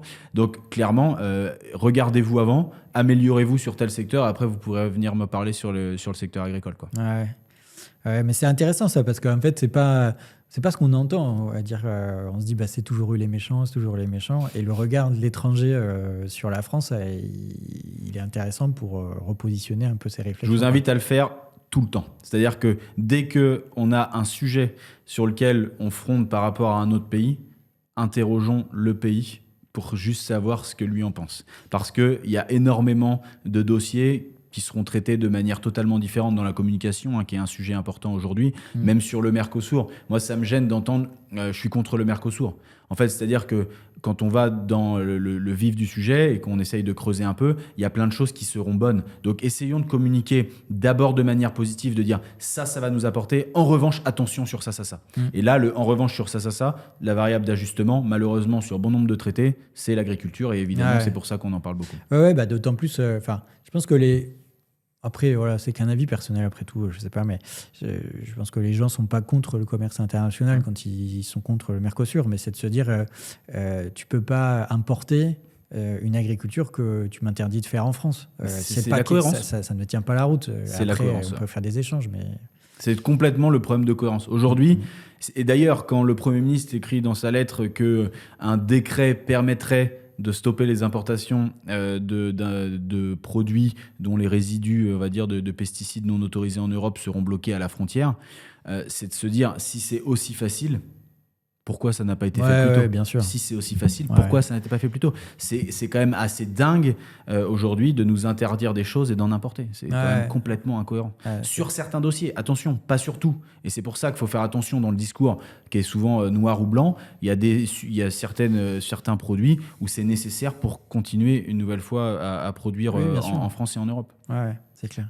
On l'a évoqué un tout petit peu, on l'a évoqué à la préparation de l'émission en se disant, là aussi les agriculteurs, d'autant plus dans les manifs, on dit il n'y a pas de cap, il n'y a pas de cap. Et en fait, tu as un discours où tu as un modèle français qui dit il faut défendre les fermes familiales, il faut maintenir des installations. Et on a quand même une position de politique européenne qui est quand même pour libéraliser. Est-ce que vraiment nos politiques n'ont pas de cap ou est-ce qu'on ne veut pas regarder le cap qui est, de toute façon, il faut 4 fois moins d'agriculteurs pour être productif et puis basta quoi. C'est une question qui est assez compliquée mais qui est importante à poser. C'est sûr qu'aujourd'hui, une nouvelle fois, je pense qu'il va falloir, et c'est le problème un petit peu de notre modèle agricole, c'est qu'il y a tellement d'agricultures différentes en France qu'on a du mal à s'entendre parce qu'évidemment, il y a différents modèles. Il y a des fermes qui doivent rester familiales si elles dégagent un savoir-faire et des produits à forte valeur ajoutée. C'est ça le point en fait. Si jamais c'est entre guillemets, produire du blé, du maïs et de l'orge pour produire du maïs, du blé et de l'orge sur des zones qui aujourd'hui ne sont plus compétitives, oui, on peut se poser la question d'une concentration des exploitations. Politiquement, c'est très difficile à mener. Je pense que les syndicats ne pourront pas dire demain, allez, on arrête d'aider les fermes après, de moins de 10, etc. Il faudrait être clair. Tu vois, tu dis, il y a eu des plans de départ dans les années 70 en disant, écoutez, il en manque, on vous paye, vous sortez, et puis on structure. Mais il ne faudrait pas un double discours. Si c'est ça, alors après, je ne sais pas si c'est ça le sujet, mais si c'était ça le sujet, il faudrait que ça soit transparent, quoi. Non, mais c'est juste, ça fait partie, je ne vais pas dire des solutions, parce qu'une nouvelle fois, on a quand même un terroir, un savoir-faire, etc., qui fait qu'il y a bon nombre de produits sur lesquels on arrive à dégager de la valeur ajoutée. C'est plus sur les produits sur lesquels on a moins de valeur ajoutée, où oui, si on n'arrive pas à sortir, c'est ce que j'évoquais, il y a 2 solutions pour dégager du revenu, c'est plus de valeur ajoutée ou moins de coûts. Si on ne peut pas sortir sur la partie haute de plus de valeur ajoutée, c'est moins de coûts. Et moins de coûts, ça passe un peu par la restructuration. Malheureusement, ça se fait à marche forcée à l'heure actuelle. On le voit au sein de la filière, sur notamment les systèmes des organismes stockeurs, etc. On a une concentration qui se fait de manière naturelle. Le seul problème, c'est attention de ne pas marier 2 pauvres pour en faire un riche, parce que ça ne fonctionne pas. Ouais. Donc, essayons aussi d'avoir un cap là-dessus et de se dire que les mariages qui se font sur le volet agricole se font de manière ambitieuse avec un cap clair. Et j'en reviens parce que là aussi, il y a quelques agriculteurs qui nous avaient envoyé des questions et des réflexions. Alors, je reporte leurs propos et puis j'insiste un peu. Il y a quand même des pays où tu as l'impression qu'ils ont organisé sur des produits simples une préférence sur leurs produits. Tu vois, le Canada avec le lait qui est quand même relativement bien payé, pour autant ils doivent être exportateurs quand même, je pense. D'un tout autre regard, la Suisse, elle protège, il y a des prix intérieurs qui sont bons. Pourquoi il y a des pays qui y arriveraient et pas nous, en fait? Alors, sur certains... Une nouvelle fois, sur parce certains... que c'est des produits simples quand même. Oui, mais sur certains produits, il faudrait rentrer dans le détail par filière, mais sur certains produits, il y a déjà des choses qui se font. Vous prenez dans le champagne, par exemple, vous prenez dans le cognac, quand parce qu'il y a des on AOC réduit les appellations. tout à fait. Mais en fait, tout notre système AOC, AOP, etc., peut protéger, sans qu'on le dise, mais protège une partie du prix par le fait qu'on peut protéger certains volumes. Dans le champagne, vous ne pouvez pas faire suffisamment plus de champagne. Ouais. Quand vous protégez le volume, vous protégez le prix. C'est un équilibre d'offre et de demande. Et c'est complètement fou d'imaginer une AOC blé. AOC blé français. Aujourd'hui, ça paraît fou, tout simplement parce qu'il n'y aurait pas le consommateur en face, c'est tout. C'est-à-dire que c'est toujours pareil, il faut se mettre aussi d'une vision consommateur. Que ce soit sur le territoire européen, sur le territoire français ou sur la scène internationale, on l'a évoqué tout à l'heure, on exporte 1 tonne sur 2, aller voir les pays importateurs et leur dire on a une AOC France parce qu'on n'a pas mis tel pesticide, donc c'est payé plus cher. Ils iront voir ailleurs. Demandez aux consommateurs français, parce que c'est un problème, vous demandez aux consommateurs français d'acheter sa baguette avec de la farine française 1 euro plus cher que parce qu'elle est produite en France plutôt que dans un autre pays. Je pense que la grande majorité ne le feront pas. Donc c'est le problème de cohérence, on l'évoque entre nos politiques et nous, la filière agricole, et en tout cas les moyens qui nous sont donnés, mais il y a aussi un problème de cohérence entre le discours du citoyen et l'acte du consommateur, qui est très fort. Ouais, mais après, alors, si je me fais l'avocat du diable, on se dit toujours ça, et du coup, on n'explore pas les petites pistes quand même qui pourraient être possibles. Quand tu sais que sur le prix d'une baguette de pain, le prix du blé, ça représente rien, et il y a 2-3 centimes de plus en fait, qui rémunérerait mieux. Franchement, tu te dirais, tu as un prix baguette de pain française, et voilà, pour 50% de nos blés français, puis les autres 50%, c'est le marché purement mondial. Bon, je me dis, parce que c'est tout le temps rejeté, mais pourquoi ça ne peut pas malgré tout s'imaginer? Parce que c'est quand même des petites sommes qui peuvent être acceptées par le consommateur. Honnêtement, c'est des choses qui peuvent s'imaginer. Une nouvelle fois, ça nécessite de segmenter le marché. Et c'est un peu le problème qu'on a aujourd'hui, c'est qu'on a entre guillemets, du tout venant, mais de bonne qualité, qui est retravaillé après et qui est en fonction des destinations. Ouais, un petit peu. Mais c'est ce qu'essaye de faire un peu, c'est qui le patron à son échelle et qui fonctionne d'ailleurs très bien, mais c'est de se dire qu'aujourd'hui, oui, sur un secteur, sur un marché, sur une filière, on peut, et pourquoi pas sur la filière blé, mais ça doit être mené par toute la filière, avec les meuniers, les transformateurs, les boulangers, etc., de se dire, on fait une farine française, ou en tout cas avec un pourcentage reversé de la baguette qui est plus important sur le producteur, et auquel cas, oui, ça peut fonctionner. Mais une nouvelle fois, ça sera sur des volumes qui, à mon sens, seront relativement faibles. Donc sur une partie, c'est très bien, mais sur le tas français moyen de 35 millions de tonnes, une nouvelle fois, attention de ne pas créer une usine à gaz pour quelques centimes. Puis il faut peut-être que les acteurs, ils en aient envie. Peut-être qu'ils n'en ont pas envie. Alors sinon, honnêtement...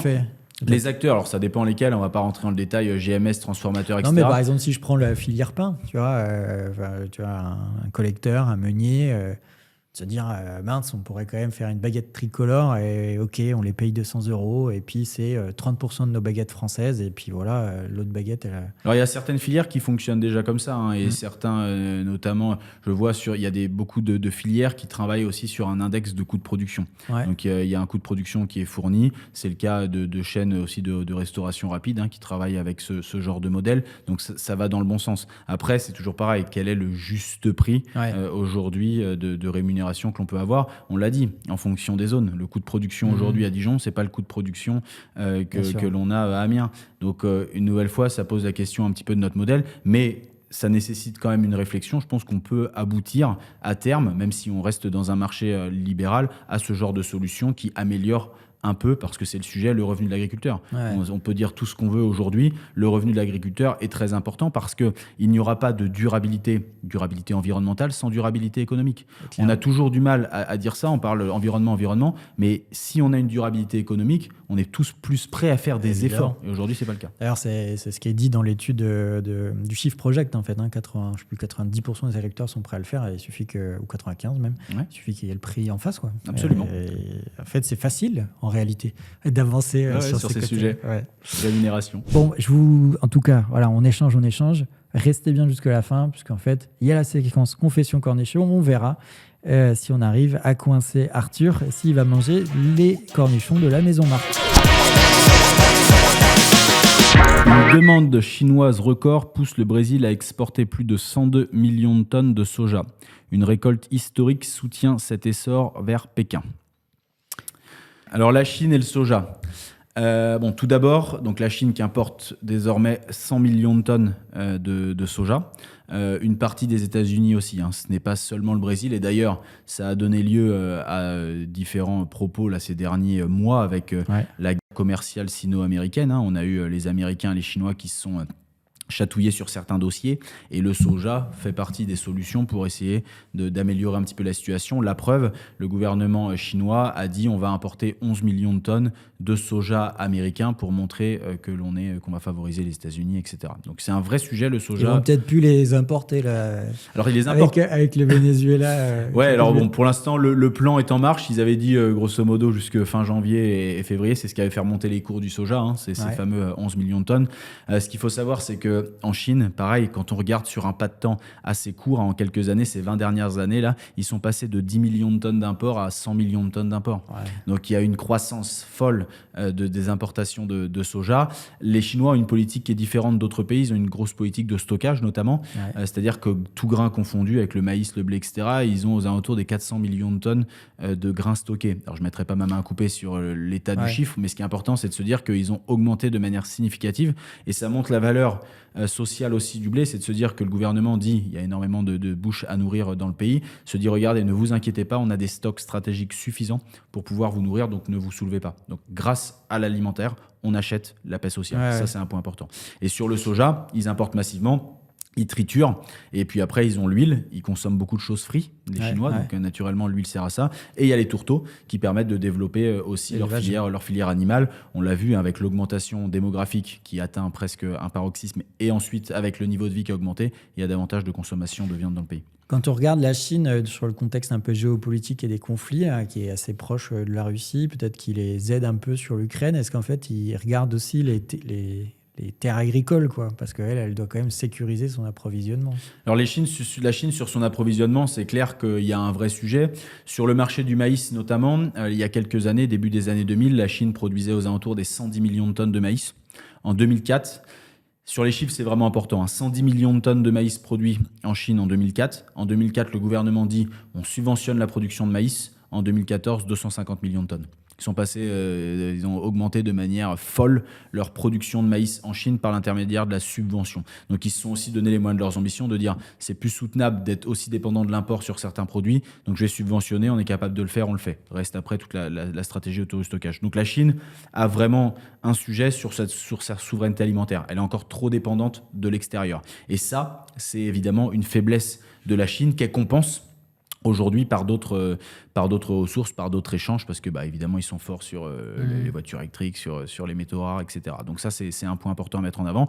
C'est sûr qu'ils ont un regard aussi impérialiste sur ces terres agricoles. On l'a vu sur une partie de l'Afrique notamment, où ils ont développé l'agriculture, l'agroalimentaire, etc. Et on vient aussi le sujet demain de l'Ukraine. On a notre prisme européen qui est toujours en train de dire l'Ukraine dans l'Union européenne. Moi, la question que je me pose, c'est quid de demain ? L'Ukraine devient le jardin de la Chine. La Chine dit, je t'assure ta sécurité, mais... Ouais. Au-delà de ça, tout ce qui est produit en Ukraine Ça vient chez moi. J'ai assuré ma sécurité alimentaire. Et ça, c'est un scénario qu'il faut aussi mettre sur le devant de la scène. Ouais. D'autant plus dans le cadre des BRICS, c'est là où ils peuvent s'entendre un peu tous sur cette nouvelle organisation, quoi. Alors, on va faire le penchant. Je ne sais pas si tu avais prévu d'en parler maintenant, mais sur l'Ukraine. Mais pareil, sur ce dossier-là ukrainien dans l'Union européenne. En tant que producteur, évidemment, je le vois d'un mauvais œil, vu la compétitivité. Donc sur l'entrée, pour recontextualiser sur le fait que peut-être que l'Ukraine va rentrer dans l'Union européenne, qui fait flipper tout le monde, en fait. Exactement. Tous les agriculteurs. C'est un dossier qui cristallise l'entrée de l'Ukraine dans l'Union européenne, le monde agricole. Il faut prendre de la hauteur par rapport à ça. Évidemment, de but en blanc, on me dit ça. Moi, en tant que paysan, je me dis, ça va me chatouiller, quoi. Ça va fortement me chatouiller, voire vraiment me titiller beaucoup.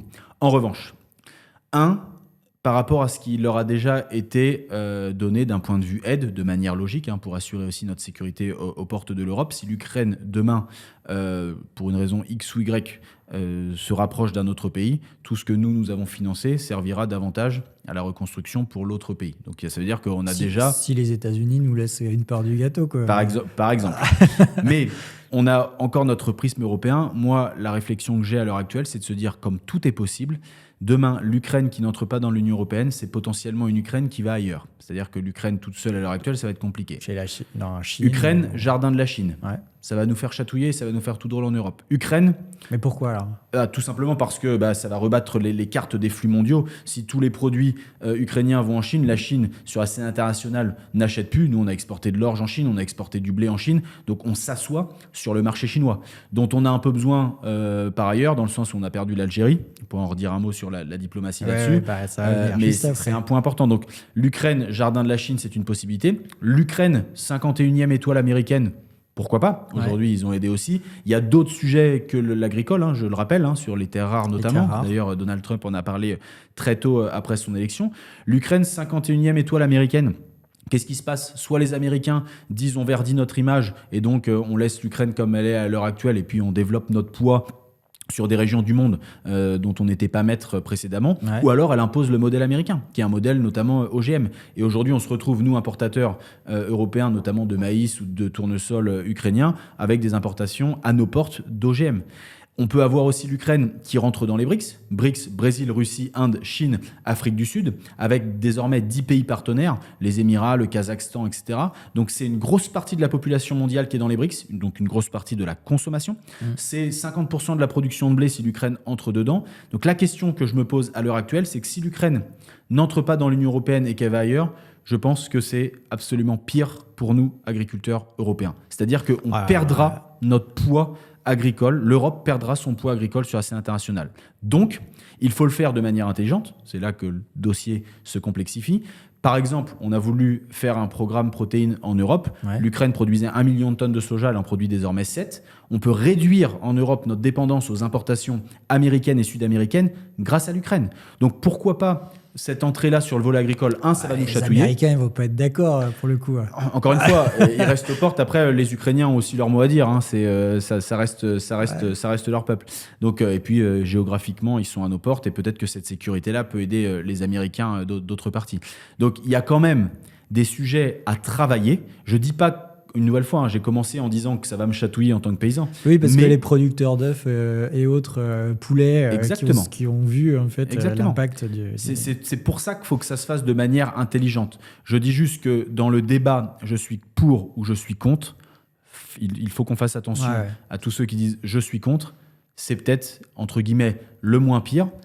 Je parle du volet agricole. On n'oublie pas quand même qu'il y a un peuple en Ukraine qui est en train de se faire, qui est en train de se faire bombarder aussi. On donc en il y a une parlera tout sécurité à à l'heure parce que toi, tu as quand même des contacts chez des agriculteurs dans différents pays du monde et tu nous diras un petit mot sur tout ça. Ouais. Mais c'est une nouvelle fois, et on en parle un petit peu dans notre livre justement avec Sébastien Abyss et Thierry Pouche. Donc c'est Ukraine-Russie, guerre hybride au bouleversement agricole, aux racines agricoles d'un bouleversement mondial, de se dire que oui, ce sujet agricole aujourd'hui est une part importante et que l'avenir de l'Ukraine peut être aussi un bouleversement mondial sur les sujets agricoles. Donc essayons de le travailler de manière intelligente.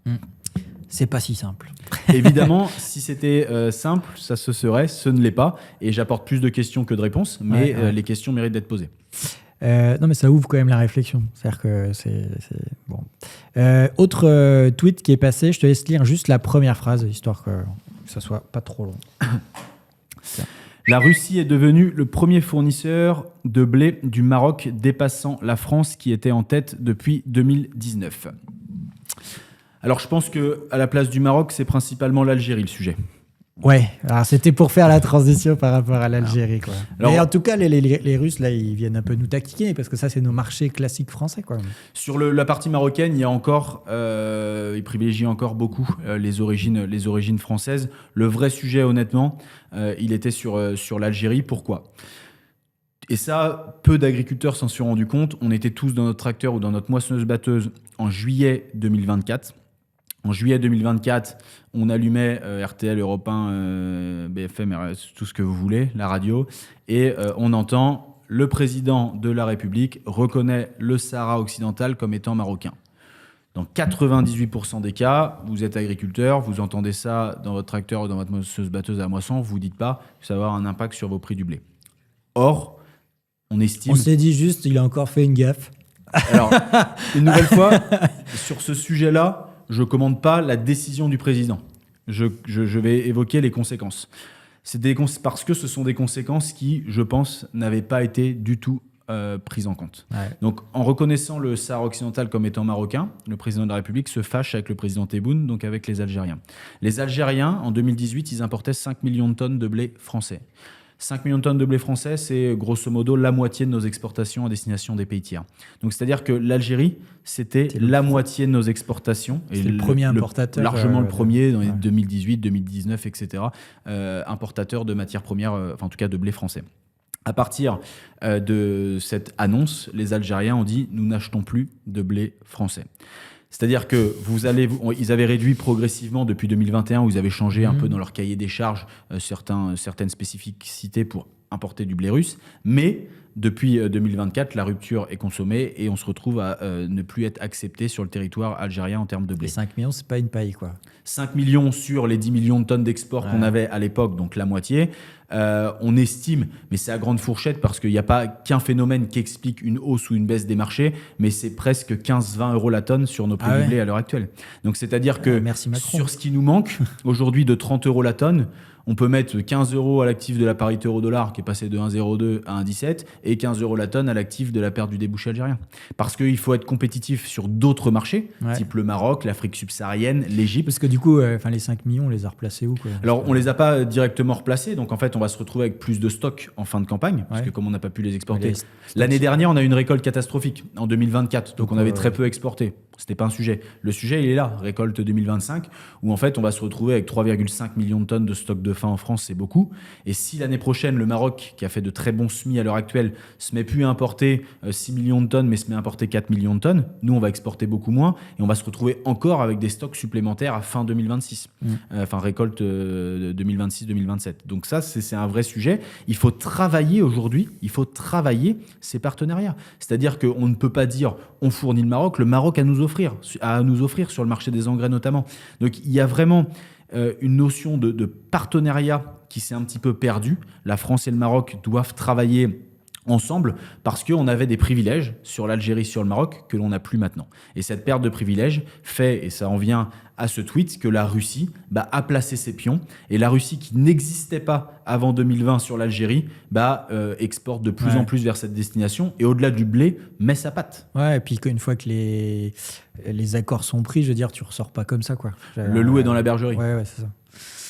Mais c'est pas très. Et du coup, est-ce qu'il y a des gens quand même qui se bagarrent pour faire quand même de la diplomatie pour l'intérêt de notre.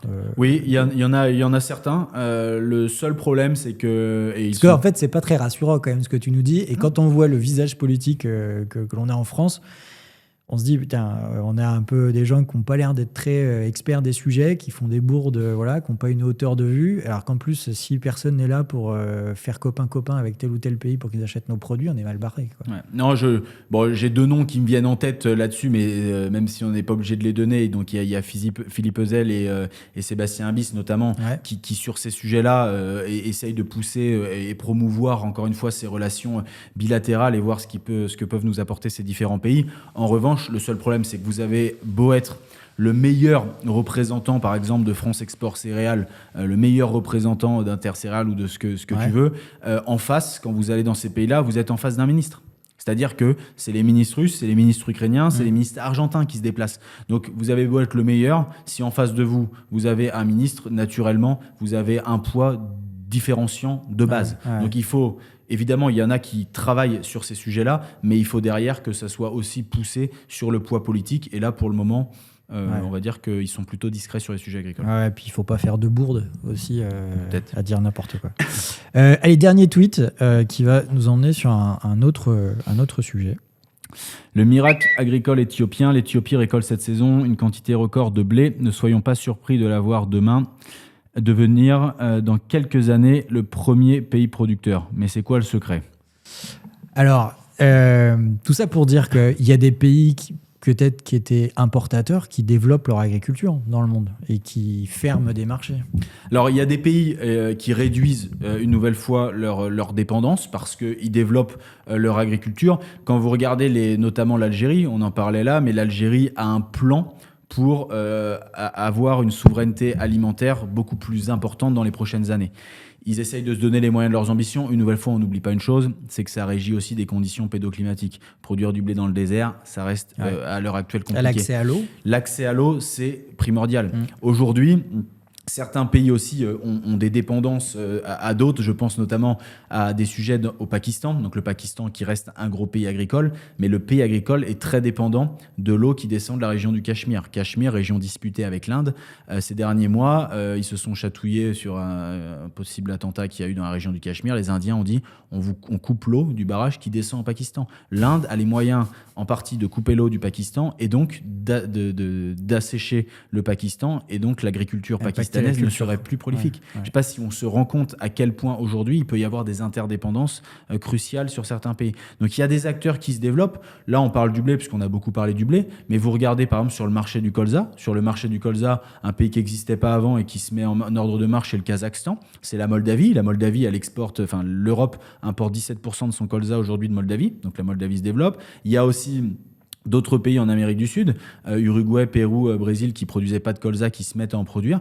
Donc oui, il y a beaucoup de pays qui sont en train aujourd'hui de développer leur agriculture. Ça peut en partie rebattre la carte des flux mondiaux, mais n'oublions pas que tous ne pourront pas le faire, et donc il y aura quand même, à mon sens, des flux internationaux qui seront de plus en plus importants. Il faut savoir qu'aujourd'hui, le blé, il est stocké sur l'eau. C'est le commerce. Ouais. Et puis donc, pour produire, il faut l'accès à l'eau et l'accès à l'engrais.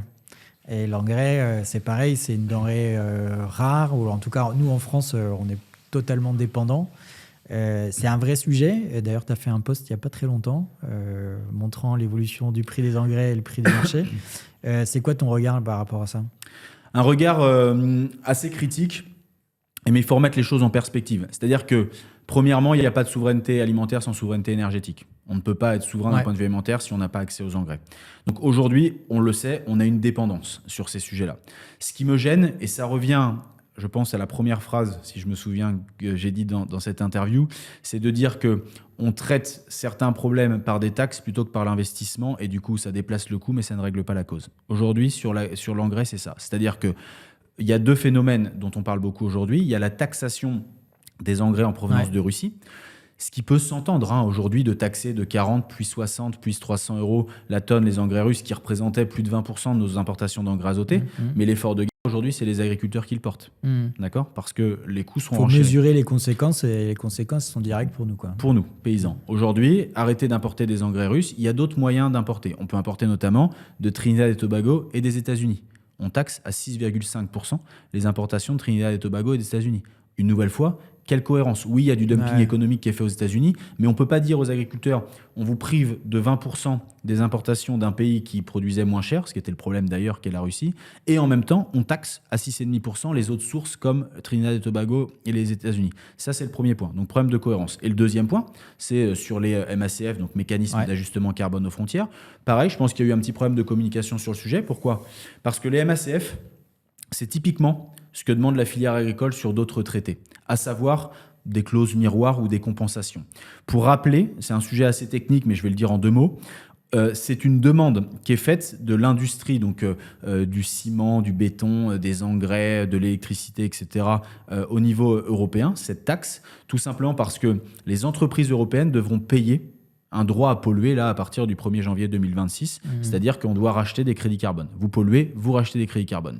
Donc, les entreprises européennes ont dit « OK ». En revanche, tout ce qui rentre en Europe, c'est pareil. Bah oui. Donc c'est bien, c'est ce qu'on demande en fait sur beaucoup de produits. C'est logique, sauf qu'on se fait arroser. Exact. C'est l'arroseur arrosé. Ça paraît très logique, donc c'est très bien. Le seul problème, c'est que sur bon nombre de secteurs, c'est le consommateur qui va payer, parce que le ciment, etc., c'est le consommateur final. Sur les engrais, c'est les paysans, une nouvelle fois, qui vont financer ça, parce que c'est nous qui allons payer. Et, in fine, on ne va pas vendre notre prix de la matière première plus cher, parce qu'elle ne sera pas indexée sur le prix du carbone. Donc, une nouvelle fois, c'est de l'agriculteur qui paye l'addition. J'ai envie de dire, ça serait presque pas un sujet si on se disait on arrête d'importer de Russie, on met un mécanisme carbone d'ajustement aux frontières pour développer notre souveraineté énergétique et donc notre filière engrais. Là, j'ai envie de dire, si on accélère le processus européen, c'est super. Ouais, tu te dis pendant 5 ans, ça va galérer, mais après, on sera autonome en engrais et peinard. Exactement. Si on le dit comme ça, c'est très bien. Mon vrai problème, c'est qu'on le dit pas, mais c'est surtout qu'on le fera pas. C'est-à-dire que aujourd'hui, lever les freins, c'est vraiment mon souhait aujourd'hui que je demande à la Commission européenne et au gouvernement français. Levons les freins aux industriels déjà de tout secteur agroalimentaire et pas que, mais aussi à la production d'engrais. On le voit, on le sait par l'intermédiaire du gaz notamment, sur lequel on devra être dépendant parce qu'on n'en a pas. On a d'autres solutions, hydrogène vert, hydrogène bleu. Ça coûte plus cher, mais bon, il faudra quand même le développer. Et 2, même ces entreprises-là ont aujourd'hui des bâtons dans les roues de l'administration ou des collectifs de citoyens pour se développer au sein de la France. Donc on est toujours dans un paradoxe aujourd'hui. On a des ambitions, on ne se donne pas les moyens. Si on me dit, je veux Arthur que tu finances 2 ans l'effort de guerre pour après être souverain d'un point de vue alimentaire et produire notre engrais en Europe, cocorico, on y va, mais c'est pas le cas. Non, mais il n'y a pas de vision sur les engrais de synthèse, ni même sur les engrais organiques, puisque l'élevage, on le laisse gentiment en fait, réduire. Donc c'est pareil. Tout en sachant qu'il y a des solutions évidentes. Sur l'engrais, on a beaucoup d'engrais qui proviennent des Pays-Bas notamment. Il y a des liens à faire. Je ne parle pas que de l'engrais chimique, mais sur l'organique aussi. Il y a énormément de choses à développer. Le seul problème, c'est que qui pour investir aujourd'hui dans un pays où si vous montez une usine, vous avez un collectif qui se met autour de citoyens pour pas que vous la montiez près de chez vous, qui pour investir en France où les règlementations est extrêmement importante, où on va vous demander de faire ça demain et après-demain, reculer sur cette décision. Tant qu'il n'y a pas de cap clair, c'est difficile. Et selon toi, en fait, parce que ça c'est constat, mais comment les choses peuvent changer ? Enfin, toi, tu aurais le pouvoir de changer des choses. Qu'est-ce que tu fais ? Tu prends d'autres politiques, tu les mets tous dans une salle pendant une semaine et tu leur bourres le mou sur regarder les enjeux agricoles. Comment tu fais changer la donne ? Parce que très franchement, quand tu regardes aujourd'hui le théâtre politique français, à quoi ressemble l'Assemblée nationale et puis notre gouvernement et notre président, ça donne pas confiance quand même. Ah, mais il y a aucune confiance d'ailleurs entre le monde agricole et les pouvoirs publics, on l'a dit aujourd'hui.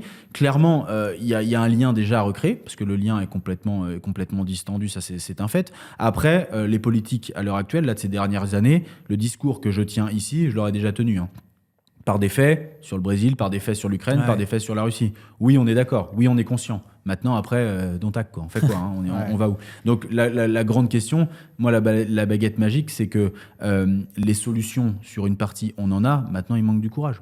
Il manque du courage. Et je parle d'un événement qui est pas seulement un événement agricole, qui est au niveau français. Aujourd'hui, on manque d'investissement sur notre tissu industriel. On est en train de perdre sur bon nombre de sujets, pas que le sujet agricole. Et ça, aujourd'hui, c'est quand même relativement dangereux. Donc, il est temps, je ne vais pas réutiliser le fait de changer de logiciel, parce que de toute façon, les promesses qui ont été faites, on le voit, les promesses n'ont pas été tenues. Mais oui, il faut changer notre modèle sur l'administration, qui est aujourd'hui beaucoup trop complexe, et libérer un petit peu aussi les freins. Mais je parle aussi à nos syndicats sur le sujet. Il y a certains syndicats où aujourd'hui, quand vous êtes agriculteur comme moi, que vous essayez de faire un projet sur votre exploitation, c'est quand même assez douloureux de voir que c'est le monde agricole qui est le premier contre en CDPNAF, donc dans les commissions. Ouais.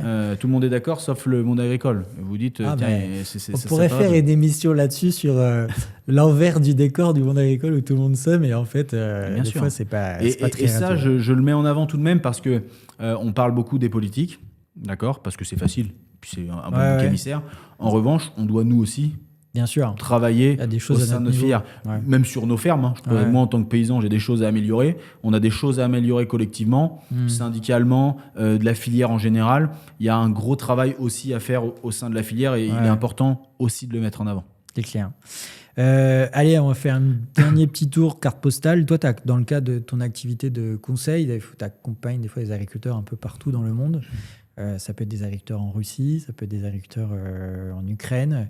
Est-ce que tu as 2-3 exemples là, d'agriculteurs dans des pays où tu pourrais nous les décrire un peu sur leur taille d'exploitation et quel regard ils ont sur notre agriculture, quoi.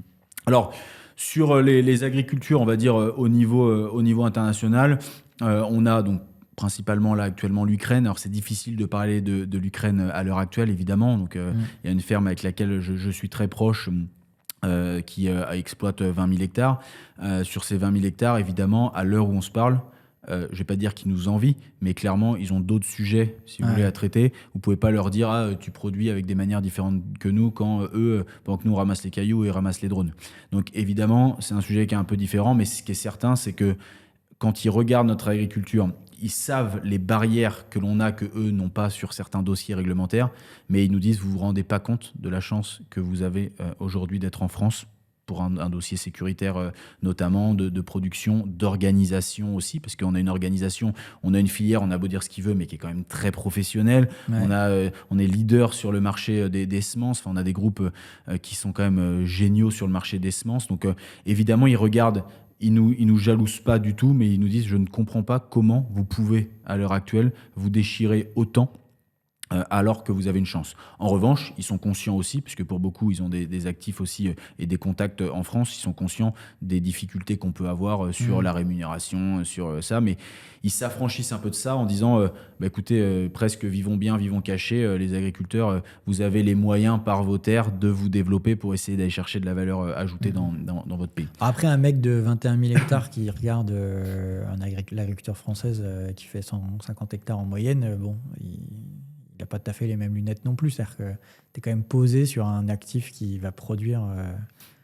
Oui, mais avec des difficultés qui sont différentes. C'est-à-dire que... oui, ça c'est sûr. Quand tu ramasses des drones, c'est pas terrible. Vous allez... tu vas en Roumanie il y a encore quelques années, même s'il y a une grosse partie de la Roumanie, maintenant, on va dire que c'est une partie de l'Europe sur certains dossiers.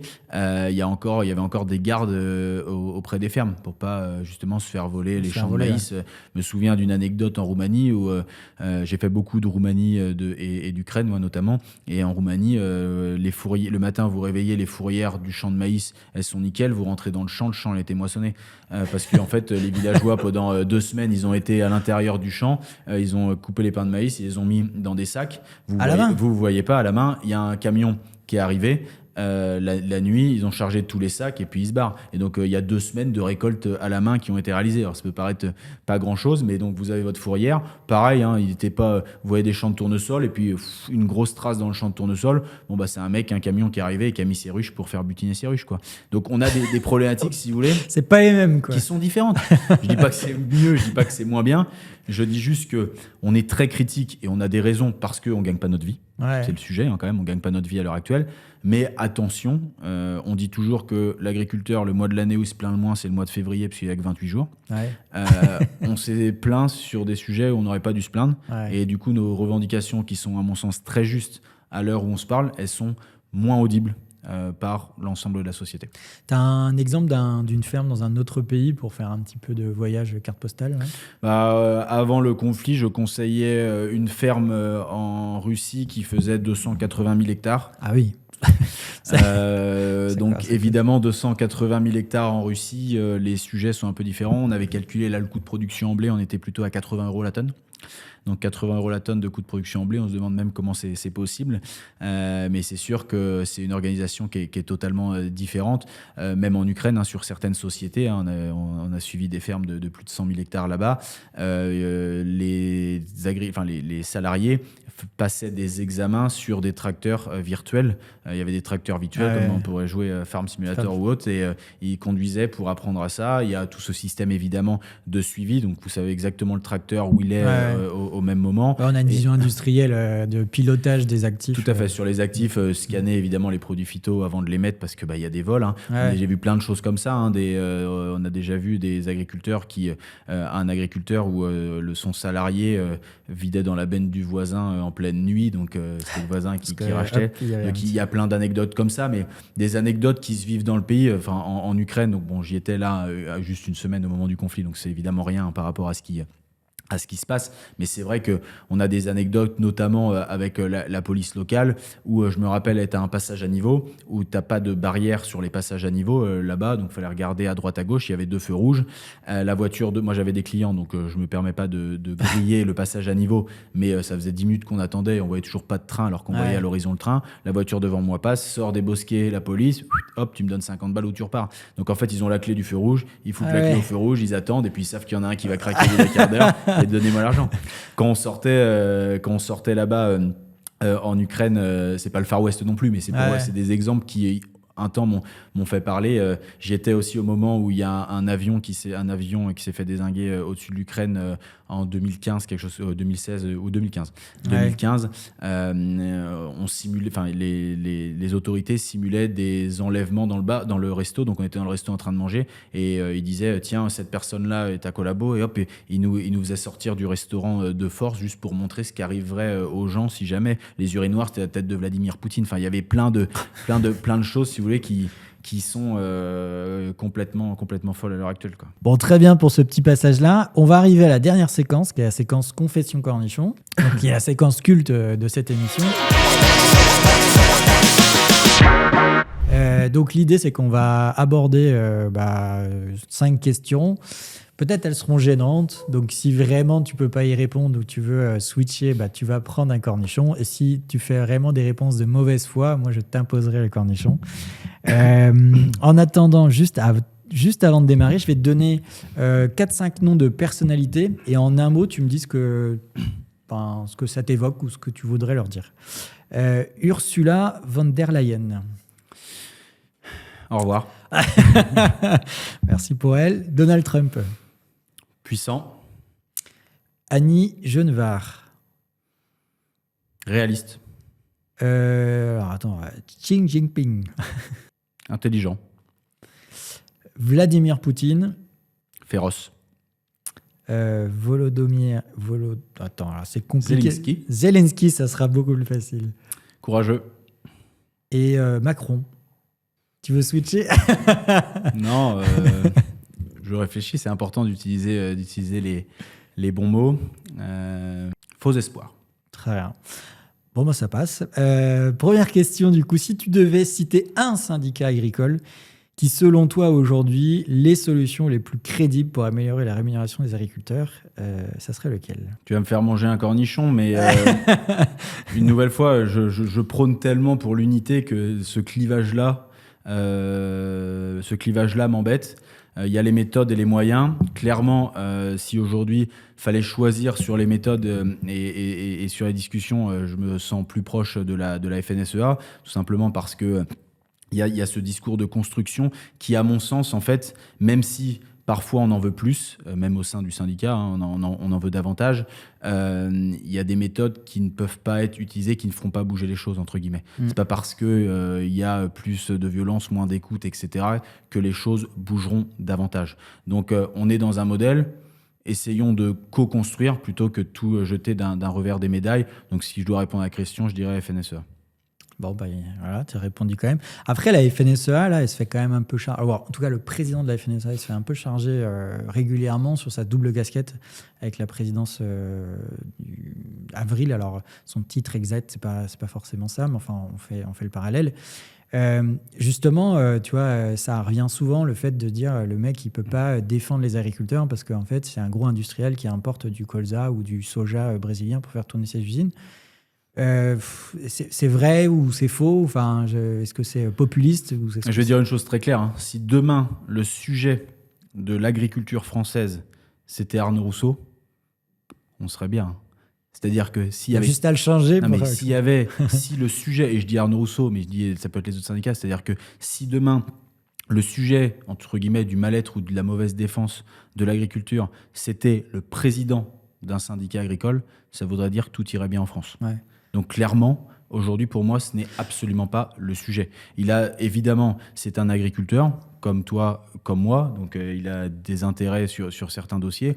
Après, si vous parlez de la société Avril, etc., évidemment que Avril a des actifs, mais Avril, il faut regarder aussi, Sophie Protéol, tout ce qui a été créé autour de ça, ça apporte une richesse quand même très forte au territoire. Si demain, il n'y a plus ces sociétés-là qui ont été créées par les agriculteurs à la base, ouais, c'est souvent oublié ça d'ailleurs. C'est souvent oublié, et c'est plus facile évidemment quand on tape dessus de l'oublier, mais c'est créé par des agriculteurs et ça valorise notre production. Demain, vous avez plus Avril en France, on oublie le colza. Ouais. Le colza qui, cette année, nous a quand même fait du bien dans nos trésoreries.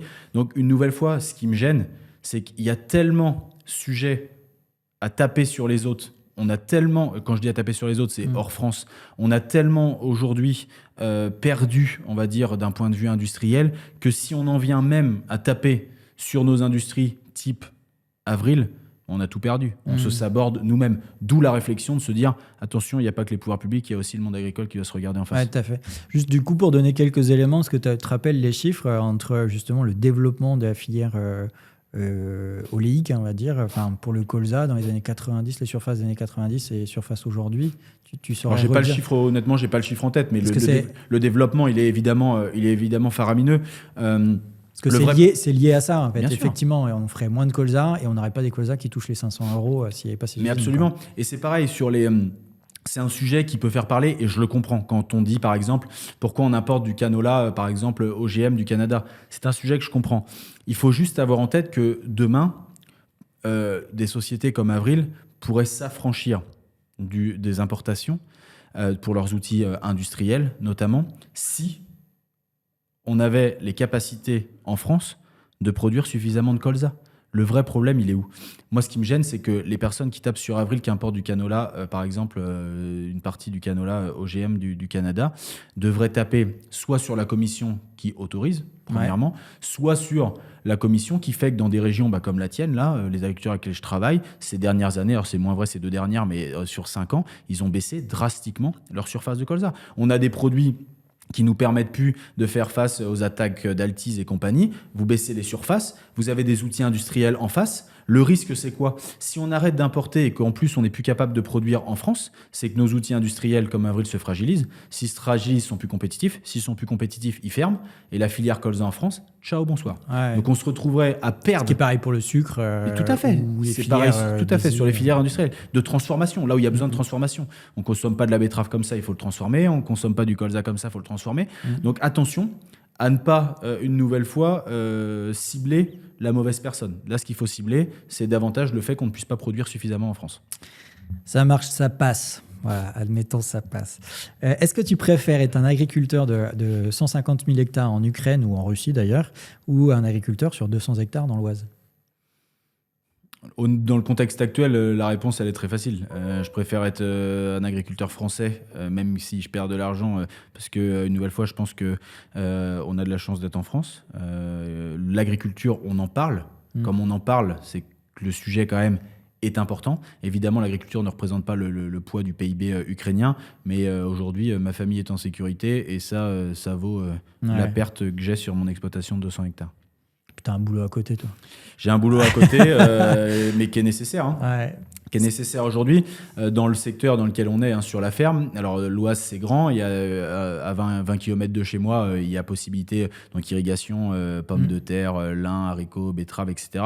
Moi, je suis dans un... Mais c'est plus facile, je ne vais pas me plaindre, hein, par rapport à d'autres zones, évidemment. Nous, on est plutôt aux alentours des 75 quintaux en blé, beaucoup de silex, pas d'eau, enfin pas d'irrigation possible. Donc en fait, on est 3 installés avec mes 2 frères qui sont jumeaux. On veut installer ma sœur, donc on est en train d'essayer de développer des projets parce que je ne vais pas installer ma frangine sur une ferme qui perd de l'argent. Et c'est là où j'en viens au problème de création de valeur. Oui, mais attention, le monde agricole, non, tu veux installer, mais pas avec ça, pas avec ça, pas avec ça. Donc les beaux discours de renouvellement des générations, je les entends. Maintenant, localement, quand on discute dans le fond des projets, parfois il faut lever les freins. Ça, c'est moche parce qu'en fait, localement, toi, tu es un mec qui est à Paris, qui a une bonne place. Qu'est-ce que tu viens t'embêter avec ça? Si jamais la ferme pouvait être cédée, ce serait quand même plus sympa. Alors ouais, alors clairement... En fait, c'est ça le sujet. Honnêtement, je pense pas qu'ils réfléchissent comme ça. Enfin, j'espère pas, parce que clairement, la ferme aujourd'hui, je demande qu'une chose. Hein. Je suis passionné par mon métier. Ouais. Parler comme on le fait au monde entier me passionne.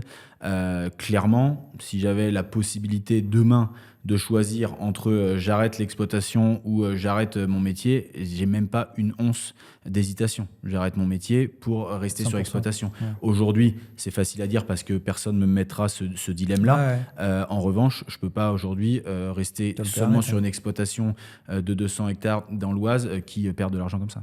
Ouais, puis en plus, au-delà de ça, il y a aussi l'ouverture d'esprit et puis l'envie personnelle en fait, de s'épanouir qui peut être différente et qui n'est pas qu'un schéma d'agriculteur qui reste à la maison. Exactement, et ça, c'est un vrai problème à mettre en avant. J'anime beaucoup d'assemblées générales. À la fin des assemblées générales, je l'ai encore eu là récemment, me dit toi, tu conduis pas le tracteur, donc t'es pas agriculteur. Ouais, t'es pas un vrai, toi. Et je lui dis, mais... Moi aussi, des fois, on me le dit. Je lui dis, mais en fait, justement, aujourd'hui, quelle est la vraie différence? On parlait de différence entre différents pays. Quelle est la différence, par exemple, entre une entreprise ukrainienne agricole, une entreprise roumaine agricole et une entreprise française? Ils ont suffisamment d'hectares, notamment en Roumanie, pour avoir des salariés qui sont payés en plus moins cher qu'en France. Comme le coût du travail est moins cher et qu'ils ont suffisamment de surface pour se payer des salariés, le chef d'exploitation, il ne monte pas dans le tracteur, ou très peu, il pense. Ouais. Et donc, moi, quand on me dit « t'es pas agriculteur, tu ne montes pas dans le tracteur », moi, j'ai envie de lui dire, mais reste dans ton tracteur si tu veux à te penser agriculteur. Moi, je me sens autant agriculteur que toi, sauf que comme je ne conduis pas le tracteur parce que c'est mon voisin qui le fait, ça me permet de réfléchir à comment aujourd'hui sécuriser mon exploitation d'un point de vue revenu. Donc j'avoue que ce discours-là me débecte. S'ils veulent pas, ils disent tu n'es pas agriculteur parce que tu montes pas en tracteur. Oui, bah, écoute. Alors, tu dois y aller quand même un peu de temps en temps. Fais-toi plaisir. Mais c'est tout aussi. Tu n'es pas un vrai agriculteur si tu fais pas suffisamment d'heures. T'es pas. Enfin bref, c'est tous ces trucs-là. Mais moi, je leur donne ma place. Il n'y a pas de problème. Ils peuvent venir.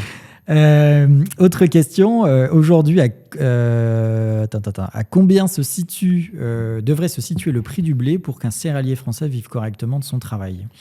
Par rapport au coût de production des 3 dernières années, et c'est utopique, hein, il ne pourra pas le tenir, mais il faut qu'il soit aux alentours des 230 € la tonne, si je prends là cette année, avec le coût de production qu'on a au niveau français.